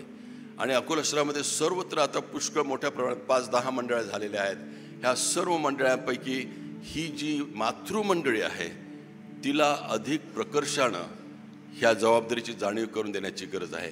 तुमच्याकडं लोक मातृ म्हणून पाहतात, मूळ मंडळी म्हणून पाहतात, आणि म्हणून तुमचा आदर्श अशा रीतीने पडू द्या की तुमच्याद्वारे, तुमच्या दृढ झालेल्या जीवनाच्या द्वारे, तुमच्या मजबूत झालेल्या जीवनाद्वारे, समर्पित जीवनाच्या द्वारे कुटुंब हे मजबूत होतील. आणि जिथे कुटुंब मजबूत आहेत, समर्पित आहेत, उपयुक्त आहेत, देवाच्या गौरवासाठी जीवन जगत आहेत, त्यावेळेस मंडळी देखील मजबूत बनू शकेल. आणि म्हणून ह्या लहानशा प्रस्तावनेनंतर आपण आपल्या वचनाकडे वळूया, कारण सांगण्यासारखं पुष्कळ आहे. आणि मला आणि माझ्या पत्नीला इथं येण्याची संधी प्रभूने दिली आणि सेवा करण्यासाठी मला आमंत्रण दिलं. ह्याबद्दल मी आपल्या मंडळीचे पाळक आणि आपले मंडळीचे बोर्ड आणि पण सर्व आपल्या सर्वांचा मी आभारी आहे. इथं येणं आम्हाला नेहमी आनंददायक ठरतं. परंतु माझा विश्वास आहे की पुढील दिवसामध्ये हे जे संबंध आहेत आपले ते अधिक दृढ होऊ शकतील. आपल्या ह्या गृहसनाच्या संदर्भामध्ये जे ध्येय वाक्य मला देण्यात आलं ते हे मी तुमच्यासाठी वाचतो. कलसेकरास पत्र ह्याचा 2रा अध्याय आणि ह्याचं 6वं वचन आहे. पण आपण पहिल्या वचनापासून तर 7व्या वचनापर्यंत वाचूया. कलसेकरास पत्र ह्याचा 2रा अध्याय 1 ते 7 पर्यंत. कारण तुमच्यासाठी लौदिकिया येथील लोकांसाठी व ज्या इतरांनी माझे तोंड प्रत्यक्ष पाहिले त्या सर्वांसाठी मी एवढे परिश्रम घेत आहे हे तुम्हाला माहीत व्हावे ही माझी इच्छा आहे. ते परिश्रम ह्यासाठी की त्यांच्या मनास उत्तेजन प्राप्त व्हावे, प्रेमाने त्यांनी एकमेकांसंगती बांधले जावे, ज्ञानाची पूर्ण खात्री ही संपत्ती त्यांना विपुल मिळावी व देवाचे रहस्य म्हणजे पित्याचे व ख्रिस्ताचे पूर्ण ज्ञान त्यांना प्राप्त व्हावे. त्या ख्रिस्तामध्ये ज्ञानाचे व बुद्धीचे सर्व गुप्त निधी आहेत. त्यानंतर 4थ्या वचनापासून पुढे, लागवी भाषणाने कोणी तुम्हास भुलवू नये म्हणून हे सांगतो. कारण जरी मी देहाने दूर आहे तरी आत्म्याने तुमच्या जवळ आहे आणि तुमचा व्यवस्थितपणा आणि ख्रिस्तावरील तुमच्या विश्वासात स्थिरपणा पाहत असून आनंद करीत आहेत. आणि मग 6वं वचन हे आपलं ध्येय वचन आहे. तर ख्रिस्त येशू जो प्रभू याला जसे तुम्ही स्वीकारले तसे त्यामध्ये चालत राहा. त्याच्यामध्ये मुळावलेले रचले जात असलेले, तुम्हाला शिकविल्याप्रमाणे विश्वासात दृढ असलेले आणि निरंतर उपकार स्तुती करणारे असे व्हा. 6वं वचन पुन्हा एकदा वाचतो. तर ख्रिस्त येशू जो प्रभू ह्याला जसे तुम्ही स्वीकारले तसे त्यामध्ये चालत राहा. प्रभुदेव त्याचं वचन आम्हासाठी आशीर्वादित करो. आमची मनं त्याचं वचन स्वीकारण्यासाठी तू तयार करो. ह्या वेळेस आपण प्रार्थना करू. पवित्र देवा, आम्ही तुझे लोक या नात्यानं आज ह्या मातृ चर्चमध्ये जमलो असताना आम्ही उपकारस्तुती करतो प्रभू की तुझ्या कृपेत आजचा आम्हाला प्रसंग तू दिलास आणि तुझे लोक या नात्यानं प्रभू जी सेवा तू आम्हाला दिलेली आहे ती पार पाडण्यासाठी प्रभू तू आम्हाला पाचारण केलं आहे. आणि आज प्रभू तुझ्या वचनात सांगितल्याप्रमाणे ख्रिस्त येशू जो आमचा प्रभू याला जसे आम्ही स्वीकारले तसे त्याच्यामध्ये आम्ही चालत राहावे ही जी तुझी इच्छा आहे, हे तुझं वचन आहे, ते आज आम्हासाठी आशीर्वादित कर. आमची मनं तू उघड प्रभू आणि तुझ्या दासाद्वारे तुझं गौरव करून घे. येशूच्या नावाने ही प्रार्थना केली म्हणून तू ऐक. आमेन. ख्रिस्ती जीवन ही एक यात्रा आहे ज्याला आपण पिलग्रिम म्हणतो आणि ही यात्रा येशू सोबत चालण्याची यात्रा आहे. या जीवनामध्ये आम्हाला दररोज चालत राहावं लागतं. म्हणूनच त्याने सांगितलं आहे तुम्ही जे प्रभू येशूला स्वीकारले आहे त्याच्यामध्ये तुम्ही चालत राहा. आता जगामध्ये राहत असताना आम्हाला वेगवेगळ्या प्रकारची चालचलणुकी आम्ही पाहतो. काही लोक वेगवेगळ्या रस्त्याने जात असतात, जगिक मार्गाने जात असतात, मित्रांच्या संगतीत चालत असतात वगैरे वगैरे. पण ख्रिस्ती या नात्याने त्याने सांगितलंय की ख्रिस्ती जीवन हा एक प्रवास आहे आणि तो प्रवास येशू संगतीचा प्रवास आहे. तुम्ही त्यामध्ये चालत राहा. आणि असं म्हटलं आहे की ख्रिस्ती जीवन हे एकाच ठिकाणी थांबलेलं जीवन कधीही नसावं. कारण ह्या जीवनामध्ये रोज आणि रोज आम्हाला पुढे जाण्याची गरज आहे. एकामागे एक पाऊल आम्हाला टाकण्याची गरज आहे. आणि म्हणून ह्या प्रवासाची सुरुवात, ख्रिस्ती जीवनाच्या प्रवासाची सुरुवात येशूवरील विश्वासामुळे, येशूच्या विश्वासापासून होते. आणि म्हणून ज्यावेळेस आम्ही येशूमध्ये येतो त्यावेळेस येशूच्या संगती आम्ही चालत राहतो, त्याच्या हातामध्ये हात आम्ही स्वीकारतो. आणि म्हणून ही जी यात्रा आहे ती आमच्या तारणापासून सुरुवात होते आणि येशूसोबत ती दररोज आणि निष्ठेने, त्याच्यावरील प्रेमाने आणि त्याच्या आज्ञेत चालण्यासाठी आम्हाला त्याने पाचारण केलं आहे. आणि म्हणून ह्या गृहसनाच्या दिवसामध्ये आम्ही ह्याचा पुन्हा एकदा विचार करूया की आम्ही आतापर्यंत येशू संगती चालत आहोत काय. आता 136 वर्ष झालेत 138-36 वर्षामध्ये इथं कोणीच राहिलं नाही. ही नवीन पिढी आलेली आहे. आणि ह्या 3-4 पिढ्या ज्या ह्या मंडळीमध्ये आलेल्या आहेत त्यांचा हा प्रवास इथपर्यंत आलेला आहे, ज्याला आपण म्हणतो 136 वर्षाचा प्रवास. पण ह्या प्रवासामध्ये आम्ही येशूबरोबर चाललोत का? येशूचा स्वीकार केल्यावर आम्ही त्याच्यामध्ये मुळावले गेलोत काय? त्याच्या हातात हात धरून आम्ही ह्या जीवनामध्ये पुढे जात आहोत का? हा पहिला प्रश्न आम्ही विचारला पाहिजे. आणि म्हणून ह्या वचनावर आपण विचार करत असताना पहिल्या भागाकडे वळूया. तर ख्रिस्त येशू जो प्रभू, त्याला तुम्ही स्वीकारले होते त्यामध्ये चालत राहा.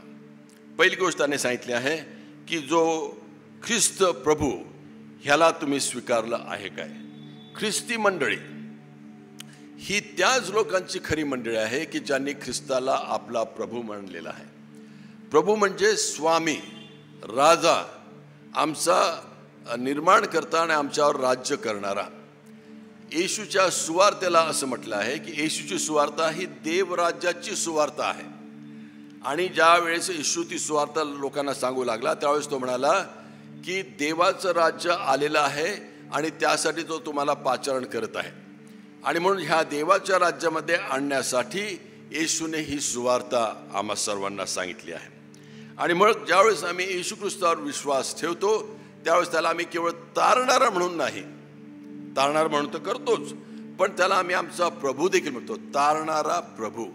प्रभू म्हणजे आमच्यावर वर्चस्व ठेवणारा असा आमचा देव, ज्याच्यावर आम्ही आपली पूर्ण भिस्त ठेवलेली आहे, ज्याच्या नियंत्रणाखाली आम्ही आलो आहोत. खऱ्या अर्थानं सुवार्ता सांगणं म्हणजे लोकांना देवाच्या राज्यामध्ये आणणं.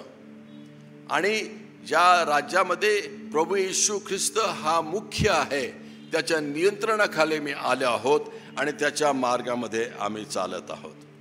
आणि म्हणून ज्यावेळेस आमचं तारण होतं, ज्यावेळेस आम्ही येशू ख्रिस्तावर आपला विश्वास ठेवतो, ज्यावेळेस आम्ही आमची पापांची कबुली देतो आणि हा विश्वास धरतो की प्रभू तू आमची पाप त्या वधस्तंभावर येशूद्वारे खिळलीत आणि त्याला बसलेल्या फटक्यांना आम्हाला तारण प्राप्त झालं, आरोग्य प्राप्त झालं आणि आता आम्हाला ह्या पापात राहण्याची गरज नाही, तर आम्ही आता तुझ्या राज्याच्या वाढीसाठी आम्ही तुझ्या राज्याचे एक घटक आहोत. ही महत्त्वाची गोष्ट समजण्याची गरज आहे, कारण आम्ही देवाचे लोक या नात्यानं देवराज्याच्या ह्या सत्तेमध्ये भागीदार झालेले आहोत आणि त्यासाठी आम्ही येशूच्या नियंत्रणाखाली राहणारे आहोत, प्रभुत्वाखाली. म्हणूनच आम्ही त्याला म्हणतो की जेव्हा आम्ही येशू ख्रिस्त जो आमचा प्रभू मानतो त्यावेळेस आम्ही त्याच्या साम्राज्यात राहत असतो. म्हणून येशू ही एक अशी व्यक्ती आहे की ज्याच्या नियंत्रणात राहण्यासाठी आम्हाला त्याने पाचारण केलं आहे आणि म्हणूनच त्याच्या नेतृत्वाखाली आम्हाला हे जीवन जगायचं आहे. आमचा प्रवास हा एकट्यांचा प्रवास नाही, तर येशू सोबत हा प्रवास आहे. रोज आणि रोज आम्हाला हा प्रवास पुढे न्यायचा आहे. आम्ही ज्यावेळेस येशूला स्वीकारतो त्यावेळेस पासून हा आमचा प्रवास सुरू होतो. पण तिथेच थांबत नाही.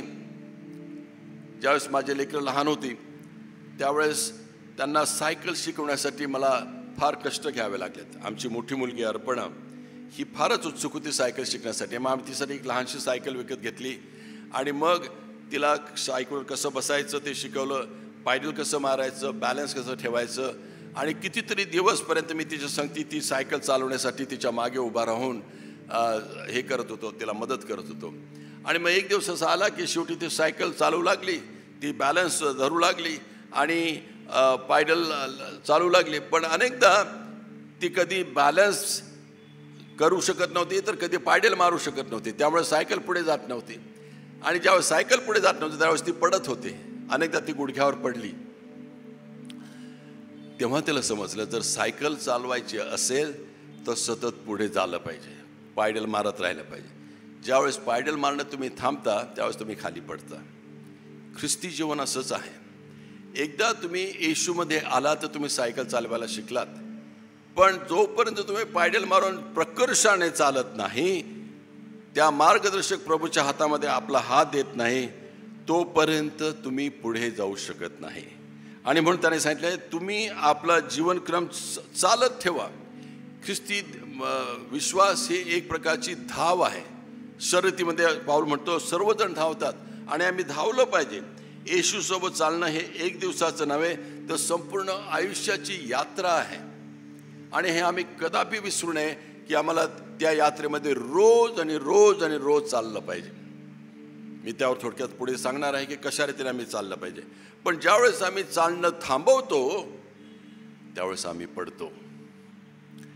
आणि तुम्हाला ह्या मंडळीत मला माहीत नाही, तुम्हाला सांगू द्या की अनेक ख्रिस्ती लोक पडलेले आहेत आणि तेथेच पडून आहेत. त्यांनी चालणं थांबवलेलं आहे. ते जगिकतेमध्ये पडलेले आहेत आणि त्यामुळं ख्रिस्ती जीवनामध्ये जी चालण्याची प्रक्रिया आहे ती त्यांची थांबलेली आहेत. जेव्हा लोक प्रभूमध्ये चालत नाहीत त्यावेळेस ते जगिक रीतीने चालतात, जगिक वहिवाटीप्रमाणे राहतात आणि त्यामुळे त्यांचं जीवन देवाच्या प्रभुत्वाखाली नाही तर जगाच्या प्रभुत्वाखाली चालतं. आणि ते लोक मंडळीला एक प्रकारे धोका असतात. आणि म्हणूनच आम्ही आज ह्या गृहसनाच्या पहिल्या संदेशाच्या वेळेस आम्ही ह्यावर लक्ष ठेवलं पाहिजे की आमची चाल, आमची धाव, आमचं चालणं हे प्रभू येशूच्या मार्गात आहे काय, त्याच्या प्रभुत्वाखाली आहे काय, त्याच्या मार्गदर्शनाकरणाकरताच आहे काय. बरं, जेव्हा आम्ही चालतो त्यावेळेस आम्हाला दिशा हवी. आम्ही कोणत्या दिशेने चालतो? प्रत्येक जण आता हा रस्ता आहे, हा रस्ता कुठल्या तरी दिशेला जातो. तिथं सुरुवातीला लिहिलं असतं की कुठे जातो रस्ता. जर प्रभूच्या मार्गामध्ये आम्हाला चालायचं असेल तर प्रभूच्या मार्गाच्या दिशेने आम्हाला चाललं पाहिजे, स्वर्गीय रीतीने आम्हाला चाललं पाहिजे. एका जणाने म्हटलंय की ज्यावेळेस आम्ही प्रभू येशूमध्ये येतो त्यावेळेस आम्ही आमचे सर्व पातकं बाजूला ठेवून शुद्धतेच्या मार्गाने चालतो, पवित्रतेच्या मार्गाने चालतो. आणि हा पवित्रतेचा मार्ग हा जगिक मार्गापासून वेगळा आहे. येशूने सांगितलं 2 प्रकारचे दारं आहेत, एक मोठं दार आणि एक छोटं दार. आणि जे अरुंद दार आहे त्यामधून जाणारे फार थोडे आहेत. त्या अरुंद दाराच्या दिशेनं आम्हाला प्रभूने पाचारण केलेलं आहे. त्याचा अर्थ जगिकता, भ्रष्टता आणि इतर सर्व गोष्टी बाजूला ठेवून आम्हाला त्या प्रभू येशूच्या मागे जाण्याची गरज आहे. आणि म्हणून ह्या दिवसामध्ये हा पहिला प्रश्न आपण विचारायला पाहिजे, आम्ही प्रभूच्या मार्गात चालत आहोत काय? आणि हे चालणं आमचं नियंत्रित आहे का, संतुलित आहे काय, योग्य त्या प्रकारचं आहे काय? रोज आणि रोज आम्ही ते चालण्यासाठी प्रयत्न करीत आहोत काय?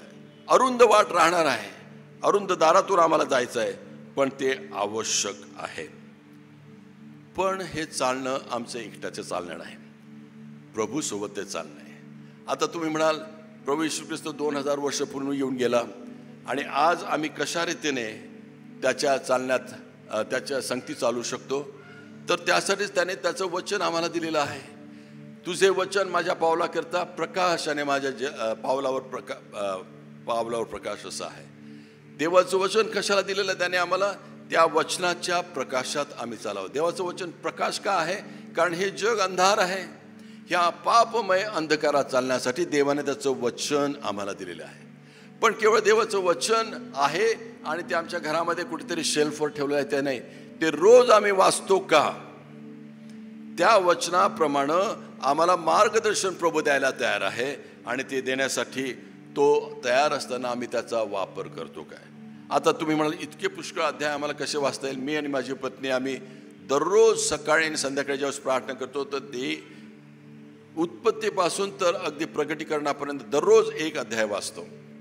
सकाळी जुन्या करातून आणि नवीन करातून संध्याकाळी, आणि मध्ये आम्ही स्तोत्र देखील वाचतो. आणि जवळजवळ वर्षभरामध्ये 1.5-2 वर्षामध्ये आम्ही एकदा तरी शास्त्र पूर्ण वाचतो. सर्व काही समजतं काय? नाही. आता मी 8-10 वर्ष प्रशिक्षण घेतलं आहे आणि शास्त्राचा बराच अभ्यास केला आहे, तरी मला पुष्कळ गोष्टी समजत नाही. तरी ज्या गोष्टी समजतात त्या आचरणात आणण्यासाठी मी प्रयत्न करतो आणि ते फार महत्त्वाचं आहे. आम्हाला देवाने हे वचन ह्यासाठी दिलं आहे की आमचं जीवन मार्गदर्शित व्हावं, आमच्या जीवनाला दिशा मिळावी, आम्हाला चालण्यासाठी मदत मिळावी. पण त्याबरोबर ख्रिस्ती या नात्यानं आम्हाला आणखीन एक प्रभूने मदत दिली आहे, ती म्हणजे पवित्र आत्मा. जो आमच्या संगती बोलतो, ज्यावेळेस देवाचं वचन आम्ही वाचतो त्यावेळेस तो पवित्र आत्मा आमच्या मनासंगती बोलतो. कुठल्या वचनाच्या द्वारे आम्हाला कशा रीतीने काय लागूकरण करावं ते तो सांगतो. आणि म्हणून तो पवित्र आत्मा आम्हाला दिल्यामुळं आम्ही त्या वचनाच्या प्रकाशात चालण्यासाठी तो आम्हाला मार्गदर्शन करतो. आता हे वचन जे आम्हाला संपूर्ण शास्त्राच्या 66 पुस्तकामध्ये दिलेलं आहे ते सर्व पाळणं कठीण आहे आणि मानवी रीतीनं आम्हाला ते कदाचित पाळणं देखील शक्य नाही. आणि म्हणूनच देवाचा आत्मा आम्हाला त्याने दिलेला आहे की तो आम्हाला तो चालण्यासाठी शिकवतो. देवाचं वचन, देवाचा आत्मा हा आम्हाला मार्गदर्शन करतो, आमच्या संगती चालतो. पण त्यानंतर आणखीन एक महत्त्वाची गोष्ट त्याने सांगितली, हे चालत असताना आम्हाला हे जीवन प्रार्थनापूर्वक चालायला पाहिजे. प्रार्थनापूर्वक, कारण आमचा जो जीवनाचा आध्यात्मिक जीवनाचा स्रोत आहे, जो प्रारंभ आहे तो प्रभू येशूपासून आहे आणि तो प्रभू येशू आमचा मध्यस्थ देवाकडे आहे.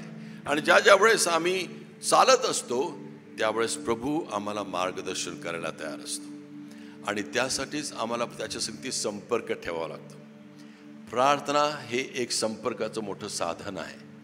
ज्यावेळेस आम्ही रस्ता चुकतो, ज्यावेळेस आम्हाला गोंधळ पडतो, ज्यावेळेस आमच्या पुढे समस्या येतात, कौटुंबिक आणि सर्वांनाच असतात. कोणतंच कुटुंब परिपूर्ण नाही, कोणतेच पती पत्नी परिपूर्ण नाही, आम्ही सर्व अपरिपूर्ण आहोत. कुठेतरी आम्हामध्ये त्रुटी आहेत. पण अशा वेळेस आम्ही प्रभूवर अवलंबून राहण्यासाठी त्याने आम्हाला प्रार्थना करण्याचा हक्क दिलेला आहे.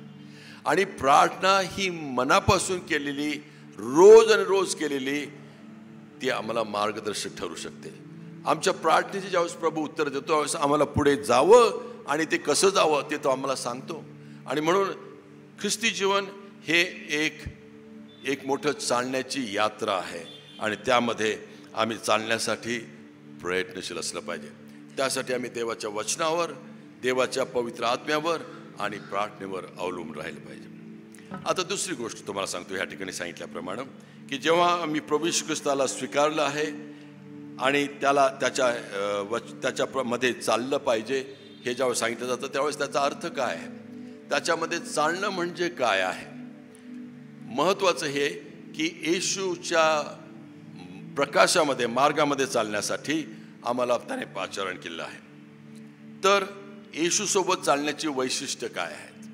केवळ चालणं हे नाही तर ते जाणीवपूर्वक चालणं आहे. पहिली गोष्ट त्याने सांगितलं, जो कोणी माझ्या मागे येतो त्याने काय करावं? आत्मत्याग करावा, नाही काय, आत्मनिग्रह करावा. येशूने ज्यावेळेस त्याच्या मागे अनेक लोक येत होते, झुंडीच्या झुंडी येत होत, पण येशू त्यांच्याकडून म्हणाला, जो कोणी माझ्या मागे येऊ पाहतो त्याने पहिले स्वनाकार करावा. त्याचा अर्थ स्वतःचा मीपणा, स्वतःचा मोठेपणा, स्वकेंद्रितपणा हा दूर करावा आणि मगच माझ्याकडे यावं. नंतर त्याने दुसरी गोष्ट सांगितली, जो कोणी माझ्या मागे येतो त्याने स्वनाकार करावा आणि आपला वधस्तंभ उचलून घ्यावा. वधस्तंभ घेऊन उचलून चालणं म्हणजे स्वतःला केवळ मरणासाठी देणं. जर यरूशलेमच्या रस्त्यावर जर एखाद्या व्यक्तीला वधस्तंभ वाहत असताना तुम्ही जर पाहिलं असेल तर सर्वांना माहीत होतं की ह्या व्यक्तीला वधस्तंभावर टांगण्यात येणार आहे, मरणार आहे ती व्यक्ती. येशूच्या शिष्यांना त्याने सांगितलं, तुम्हाला जर माझ्या मागे यायचं असेल तर तुम्ही आपला वधस्तंभ उचलला पाहिजे, म्हणजे तुम्ही स्वतःला मेलं पाहिजे. आणि ते फार कठीण आहे. जोपर्यंत आम्ही ख्रिस्तामध्ये मरत नाही तोपर्यंत आम्ही खऱ्या अर्थाने नवीन जीवनात चालू शकत नाही. आणि म्हणूनच पाऊल काय म्हणतो, मी वधस्तंभावर खिळलेला आहे आणि मी नव्हे तर माझ्या ठाई ख्रिस्त जगतो. आम्ही ख्रिश्चन मिशनरी अलायन्स लोक बुडवून बाप्तिस्मा घेतो आणि शास्त्राला धरून आहे ते. त्या बाप्तिस्म्याचा अर्थ हा आहे की मी माझ्या जुन्या जीवनाला मरतो, त्या पाण्यामध्ये जातो, म्हणजे मी त्या कबरेमध्ये जातो, मी स्वतःला मेलेलो आहे आणि मी परत बाहेर येतो. जसं येशू ख्रिस्त पुनरुत्थित झाला तसं आम्ही परत बाहेर येतो आणि ते नवीन जीवन जगण्यासाठी आम्ही पाचारण केले जातो. आणि हे महत्त्वाचं समजून घ्या, येशूच्या मागे चालणं म्हणजे त्याच्या आज्ञा पाळणं, हे पहिलं वैशिष्ट्य आहे. जर आम्ही आज्ञाभंग करतो, देवाच्या वचनाच्या पलीकडं विरहित चालतो तर आम्ही जगिकतेच्या मार्गाने जाणार आहोत. आणि अनेक जण ख्रिस्ती लोक स्वतःला ख्रिस्ती म्हणवतात परंतु जगिकतेच्या मार्गे जातात, त्यांचा शेवट हा नाश आहे. पण जे प्रभूवर विश्वास ठेवतात त्याने सांगितलं, जर तुम्ही माझ्या मागे येऊ इच्छिता तर आपला स्वनाकार करा. आणि एका जणाने म्हटलंय, स्वतःचा नाकार करणं फार कठीण आहे. माझा मोठेपणा, माझं मोठे पोझिशन किंवा माझ्यातलं जे हक्क आहे ते मी कदापि सोडणार नाही. आणि म्हणून येशू सांगितलं, रोज तुम्ही स्वतःला मेलं पाहिजे आणि ख्रिस्ताला म्हटलं पाहिजे की प्रभू मी आज स्वतःसाठी नाही तर तुझ्यासाठी मी जगणार आहे. त्याच्या इच्छेने चालण्यासाठी आम्हाला स्वतःची इच्छा बाजूला ठेवणं भाग आहे. ख्रिस्ती या नात्यानं आम्ही हा विचार केला पाहिजे की देवाच्या आज्ञेच्या प्रकाशात आम्ही चालतो का. अनेक आज्ञा, ज्या 10 आज्ञा आपण म्हणतो त्या सर्व इस्रायल लोकांना देण्यात आल्या होत्या. आणि इस्रायल लोकांना सांगण्यात आलं की तुम्ही ह्या सर्व आज्ञा नियमितपणे पाळा, ह्याप्रमाणे तुम्ही जीवन जगा. आणि तुमच्या लक्षात येईल की एवढं सर्व सांगूनही अनेक इस्रायल लोक पापामध्ये पडले. त्यांनी आज्ञाभंग केला आणि त्यामुळे त्यांना प्रभूने शिक्षा दिली. त्यांना वाळवंटात जावं लागलं, त्यांना गुलामगिरीमध्ये जावं लागलं. आणि तरीही देवाने त्यांना सोडलं नाही. त्याचं एक कारण सांगतो. अनेकदा ज्यावेळेस इस्रायल लोक पापात पडले, मूर्तीपूजेच्या मागे गेले, त्यांनी आज्ञाभंग केला, तरी देवाची दया त्यांच्यावर होती. का? कारण ह्या मोठ्या इस्रायलाच्या समूहामध्ये थोडे विश्वासणारे होते. ज्या विश्वासणाऱ्यांकडे पाहून प्रभूने त्यांच्यावर दया केली. त्याला इंग्रजीमध्ये रेमनंट हा शब्द आहे, अवशिष्ट. संपूर्ण समाजातले जे थोडेसे अवशिष्ट जे विश्वासणारे लोक आहेत त्यांच्यामुळं देवानं संपूर्ण इस्रायल लोकांवर दया केली. आणि ते पुन्हा पुन्हा पापात पडत असताना देखील देवानं त्यांना पुन्हा एकदा आपले स्वतःचे लोक म्हणून ठेवलं. आणि ज्यावेळेस मी मराठी ख्रिस्ती मंडळांकडे पाहतो त्यावेळेस मी बऱ्याच ठिकाणी फिरतो, अगदी कोल्हापूरपासून ते इकडे नागपूरपर्यंत आणि मग तिकडे नंदुरबारपासून ते इकडे दक्षिणेपर्यंत मी पुष्कळ मंडळामध्ये फिरतो. आणि माझ्या लक्षात येतं की मंडळांची स्थिती फार खालावलेली आहे, आध्यात्मिक स्थिती फार खालावलेली आहे. आमची भांडणं, आमच्यामध्ये असलेल्या तुटी, आमचे कोर्ट केसेस, ह्या सर्वांमुळं मंडळात जर्जर झालेल्या आहेत. आणि मग आम्हाला असं वाटतं की प्रभूने आम्हाला सोडून दिलेलं आहे आणि आम्ही आमच्या ख्रिस्तीपणाला आम्ही आता जीवन देखील जगत नाही, अशा रीतीने आम्ही पाहत आहोत. बिशप्स पहा, मोठमोठे अधिकारी पहा, तुरुंगामध्ये गेलेले आहेत, भ्रष्टाचारामध्ये पडलेले आहेत. आमच्या पुढाऱ्यांची जीवनं नीट नाहीत. मंडळीमध्ये फार प्रकारचे बेबनाव आहेत, थंडपणा आहे, असं मी पाहतो महाराष्ट्रात फिरत असताना. पण तरीही ज्यावेळेस मी तिथं जातो, काही लोकांसंगती बोलतो, त्यावेळेस माझ्या लक्षात की काही लोक प्रार्थनेत आहेत.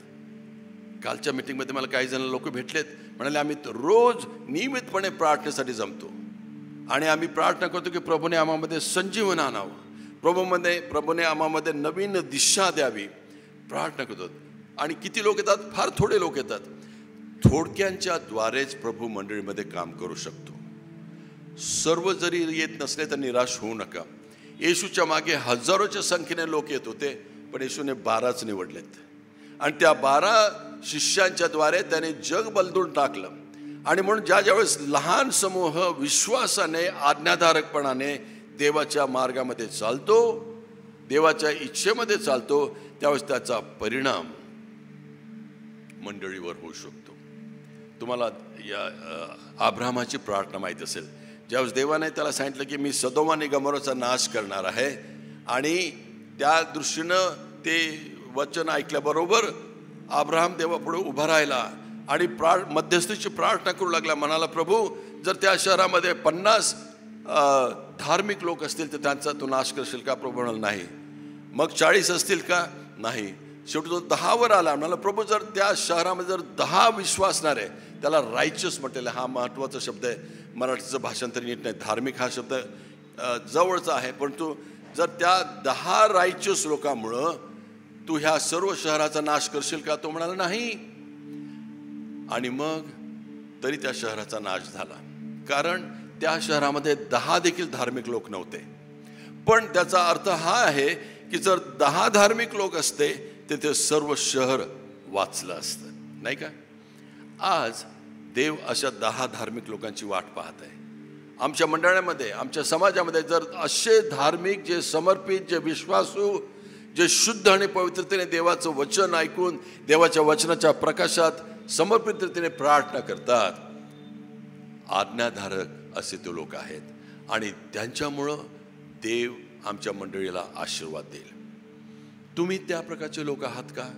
देवाने तुम्हाला पाचारण केलं असताना त्या वाटचालीमध्ये तुम्ही आज्ञाधारक रीतीने त्याच्यामध्ये चालत आहात का? हा पहिला प्रश्न. हे पहिलं वैशिष्ट्य. ख्रिस्ती जीवनात तुम्ही वाढत असताना तुम्ही ह्याचा विचार केला पाहिजे की आम्ही आज्ञाधारकपणाने त्या संगती चालत आहोत का. दुसरा प्रश्न आम्ही विचारला पाहिजे की जर आम्ही दररोज त्या संगती चालतो तर त्या संगती संवाद राखतो का. संगत किंवा संवाद याला शब्द हा महत्त्वाचा आहे. येशूच्या बरोबर दररोज चालणं म्हणजे त्या संगती बोलणं, त्याचं मार्गदर्शन मिळवणं. प्रार्थना हे त्यासाठीचं संभाषण आहे. मी ह्याविषयी बोललो अगोदर, पण तुम्हाला सांगू इच्छितो की ही प्रार्थना अखंड करा हे म्हटलेलं आहे. त्याचा अर्थ काय? जे प्रभूच्या मार्गामध्ये चालणारे लोक आहेत ते अखंड रीतीने देवाच्या संपर्कात राहतात आणि तो संपर्काचा एक महत्त्वाचा साधन जे आहे ते प्रार्थना आहे. ज्या प्रार्थनेच्या द्वारे आम्ही त्याच्या संगतीत सदैव संपर्कात राहू शकतो. प्रार्थना केवळ स्वार्थी विनंत्या करत राहणं असं नव्हे, तर प्रार्थनेच्या द्वारे देवासंगती आम्ही संवाद राखला पाहिजे. आणि मी अनेकदा लोकांच्या भेटी देतो आणि अनेकदा त्यांच्या प्रार्थना ऐकतो, त्यावेळेस माझ्या लक्षात येतं की त्यांची आध्यात्मिक खोली किती आहे हे त्यांच्या प्रार्थनेवरून दिसतंय. तुमची प्रार्थना ही तुमची आध्यात्मिक खोली दाखवू शकते. जितके तुम्ही प्रभूच्या संगती बोलता तितके तुमचे अधिक तुमची संबंध संगती वाढतात. लोक तासचे तास प्रार्थना करतात, पण त्यामध्ये देवासंगती तुम्ही संवाद प्रस्थापित करता का? प्रार्थना अखंड करा, म्हणजे प्रार्थना हे तुमच्या जीवनाचा एक भाग होऊ द्या. आम्ही श्वासोश्वास करतो नाही का, नकळतपणे श्वासोश्वास करतो. प्रार्थना हे तुमच्या श्वासोश्वासासारखं होऊ द्या. जसा तुम्ही श्वास घेता तसे प्रत्येक ठिकाण, प्रत्येक वेळेस तुम्ही प्रार्थनेमध्ये राहा. प्रत्येक गोष्टीमध्ये तुम्ही प्रार्थना, आणि तुम्हाला लक्षात येईल की प्रार्थना ही प्रभावशाली आहे. प्रार्थनेची उत्तरं आम्हाला प्रभू सदोदित देतो. उत्तर प्रदेशमध्ये आम्ही नुकताच एक मोठा रिसर्च केला आणि त्यामध्ये आम्ही समजून घेतलं की लोक कशा रीतीने प्रार्थनेच्या द्वारे प्रभूकडे येत आहेत आणि त्यांच्या प्रार्थनेला, सर्वसाधारण लोकांच्या प्रार्थनेला प्रभू कशा रीतीने उत्तर देत आहेत. प्रार्थनेमुळं लोकांना आरोग्य मिळत आहेत, प्रार्थनेमुळं त्यांच्या समस्या दूर होत आहेत, प्रार्थनेमुळं अधिक लोकांना प्रभूच्या मार्गामध्ये येण्यासाठी मदत होत आहे. त्या प्रार्थनेचं सामर्थ्य ह्या नवीन विश्वासनांनी स्वीकारलेलं आहे, दाखवलेलं आहे. ते रहस्य त्यांना समजलेलं आहे. पण जे आम्ही जुने ख्रिस्ती लोक आहोत त्या आम्ही प्रार्थनेमध्ये फार थंड पडलेलो आहोत. आणि म्हणून जर आम्ही प्रभूच्या मार्गामध्ये चालणारे असे स्वतःला म्हणवतो तर आम्ही हा विचार केला पाहिजे की आम्ही देवाच्या संपर्कात आहोत काय. रोज आणि रोज आम्ही त्यासाठी प्रार्थनेत आहोत काय. अलायन्सचे अनेक मिशनरी ह्या ठिकाणी आले होते. त्यांची पुष्कळांची नावं देखील तुम्हाला माहीत असतील किंवा नसतील मला माहीत नाही. पण ज्यावेळेस मी लहान होतो त्यावेळेस माझे वडील मुर्तजापूरला पाळक होते आणि त्यावेळेस तिथं डोनाल्ड कॅप्स हे साहेब होते. काही जणांना माहीत असेल कॅप्स नावाचं नाव. मी त्यांच्याविषयीचा इतिहास वाचत होतो त्यांच्या जीवनाचा, आणि त्यावेळेस माझ्या लक्षात आलं की डोनाल्ड कॅप्स हे अमेरिकेवरून नाही आलेत, तर ते ब्रिटिश ईस्ट इंडिया कंपनीचे पोलीस अधिकारी म्हणून ह्या अमरावती शहरामध्ये त्यांची नेमणूक केली होती. आणि ते धष्टपुष्ट आणि व्यक्ती होते आणि त्या अमरावती शहरामध्ये त्यांचा दरारा होता. आणि त्या ठिकाणी अलायन्सचे एक मिशनरी कपल होतं, त्यांचं नाव कटलर मिशनरी होते. आणि त्या मिशनरीच्या सहवासात ते आलेत आणि त्या ठिकाणी असताना त्यांचं परिवर्तन झालं, त्यांचं तारण झालं. आणि मग ते इंग्लंडमध्ये गेले आणि आपली नोकरीचा राजीनामा त्यांनी दिला आणि मिशनरी म्हणून परत अलायन्सच्याद्वारे ते भारतात आलेत आणि त्यांची नेमणूक अमरावतीमध्ये करण्यात आली. ज्या ठिकाणी ते पोलिसांचं प्रमुख म्हणून काम करत होते त्याच ठिकाणी त्यांची नेमणूक त्या ठिकाणी करण्यात आली. आणि ज्यावेळेस हा दरारा आणि राकट असा मनुष्य पोलीस म्हणून त्या ठिकाणी होता, आता एक नम्र आणि प्रभूचा सेवक म्हणून अनेक लोकांनी त्यांच्यावर हल्ले केले, त्यांचा अपमान केला, पण तरीही ते त्या ठिकाणी मजबूत रीतीने सेवा करत राहिलेत. त्यांनी कटलर साहेबांच्या मुलीसंग ते लग्न केलं, फेत तिचं नाव. आणि त्या दोघांनी अनेक ठिकाणी महाराष्ट्राच्या ह्या विदर्भाच्या भूमीत काम केलं. त्यांच्याविषयी एक गोष्ट सांगतो, तुम्ही त्यांच्याकडे कधीही गेला, कोणतीही समस्या सांगितली, कोणतेही प्रश्न विचारलेत की ते लगेच म्हणतात, चला भाऊ आपण प्रार्थना करू, प्रार्थना करू. आणि ते लोक मग त्यांना चिडू लागले, हा प्रार्थनेचा ढेकळा आहे म्हणायचे त्याला, आपल्या विदर्भाच्या भाषेमध्ये प्रार्थनेचा ढेकळा आहे. कधी त्याच्याकडे जातो प्रार्थनाच म्हणतो, सांगतो अरे ते देवाच्या वचनाच्या प्रकाशात चालण्यासाठी प्रयत्न करत आहेत, कारण त्यांना माहीत आहे की आमचं जीवन प्रार्थनेशिवाय, प्रभूच्या मार्गदर्शनाशिवाय, प्रभू संगती संवाद राखल्याशिवाय हे पूर्ण होऊ शकणार नाही. आणि म्हणून त्यासाठी आम्ही देखील मोठ्या प्रमाणामध्ये प्रार्थनामय जीवन जगलं पाहिजे. जिथे प्रार्थनाहीनता येते तिथे जगिकता वाढते.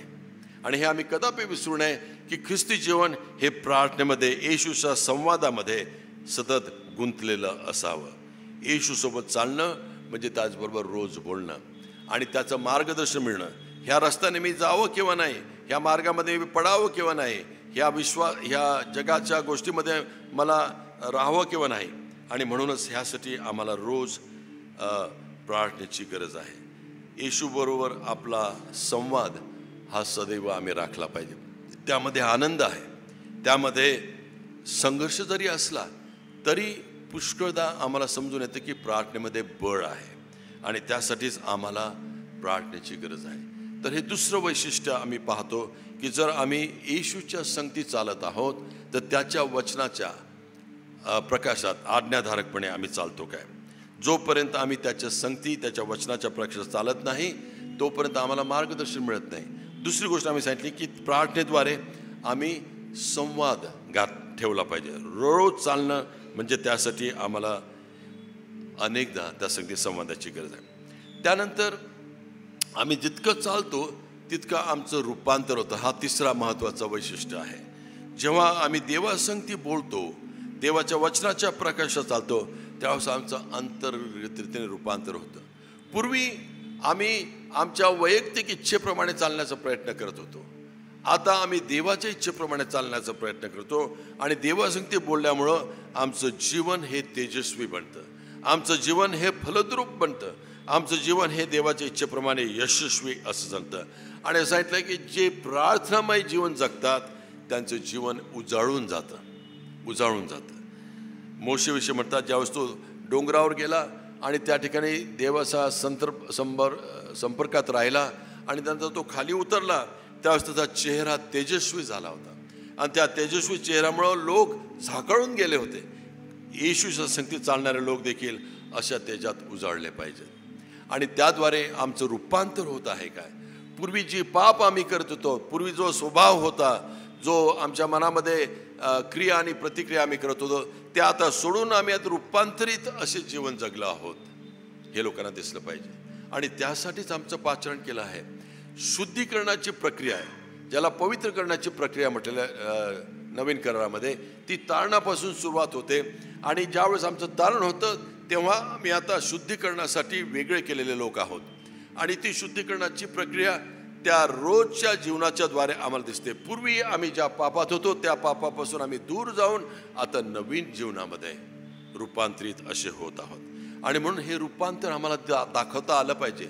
आम्ही पूर्वी उथळ आणि वरपांगी जीवन जगत होतो, आता आम्ही खोल गेलं पाहिजे. अलायन्सचं एक महत्त्वाचं तत्व आहे, डीपर ख्रिश्चन लाईफ असं म्हटलं आहे. अधिक खोल जीवन जगण्यासाठी ख्रिस्ती जीवनामध्ये आम्हाला जर खोली गाठायची असेल तर ती येशूच्या संगतीत चालण्याच्या द्वारे. उथळ जीवन, वरपांगी जीवन, जगिक जीवन, नामधारी जीवन हे खरं जीवनच नाही, ते ख्रिस्ती जीवन नाही. ते रोज आम्हाला खोलात नेलं जाणं जीवन पाहिजे. आणि त्यासाठी आम्हाला अधिक खोलवर जाण्याची गरज आहे. तुम्ही पंडित रमाबाईचं नाव ऐकलं आहे. एक फार विद्वान अशी स्त्री, त्याला म्हटलेलं आहे की जिचं जीवन मोठ्या प्रमाणामध्ये बदललं. तिच्या धर्मांतराच्या विषयी पुष्कळशा वावड्या लोक पिटत आहेत. तिने धर्मांतर केलं म्हणून तिला वाळीत टाकण्यात आलं, तिच्या कामाकडे दुर्लक्ष करण्यात आलं. मी रमाबाईच्या बोर्डावर बरेच वर्ष काम केलं, पंडित रमाबाई मुक्ती मिशनच्या.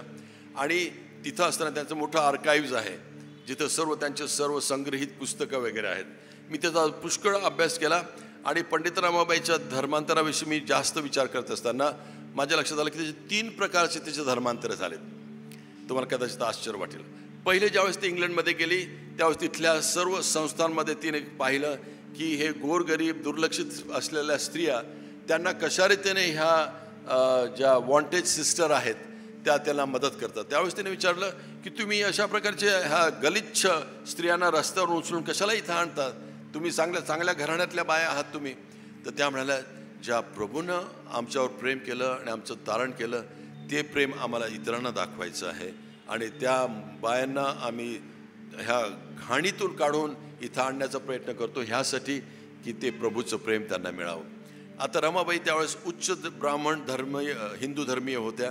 त्यांना ह्याविषयी काहीच माहीत नव्हतं. प्रथमच त्यांना समजलं की जर तुम्ही तुमच्या देवावर प्रेम करता तर त्या प्रेमाखातर तुम्ही इतरांची गरज देखील भागवू शकता. ती म्हणाली मला आणखीन सांगा.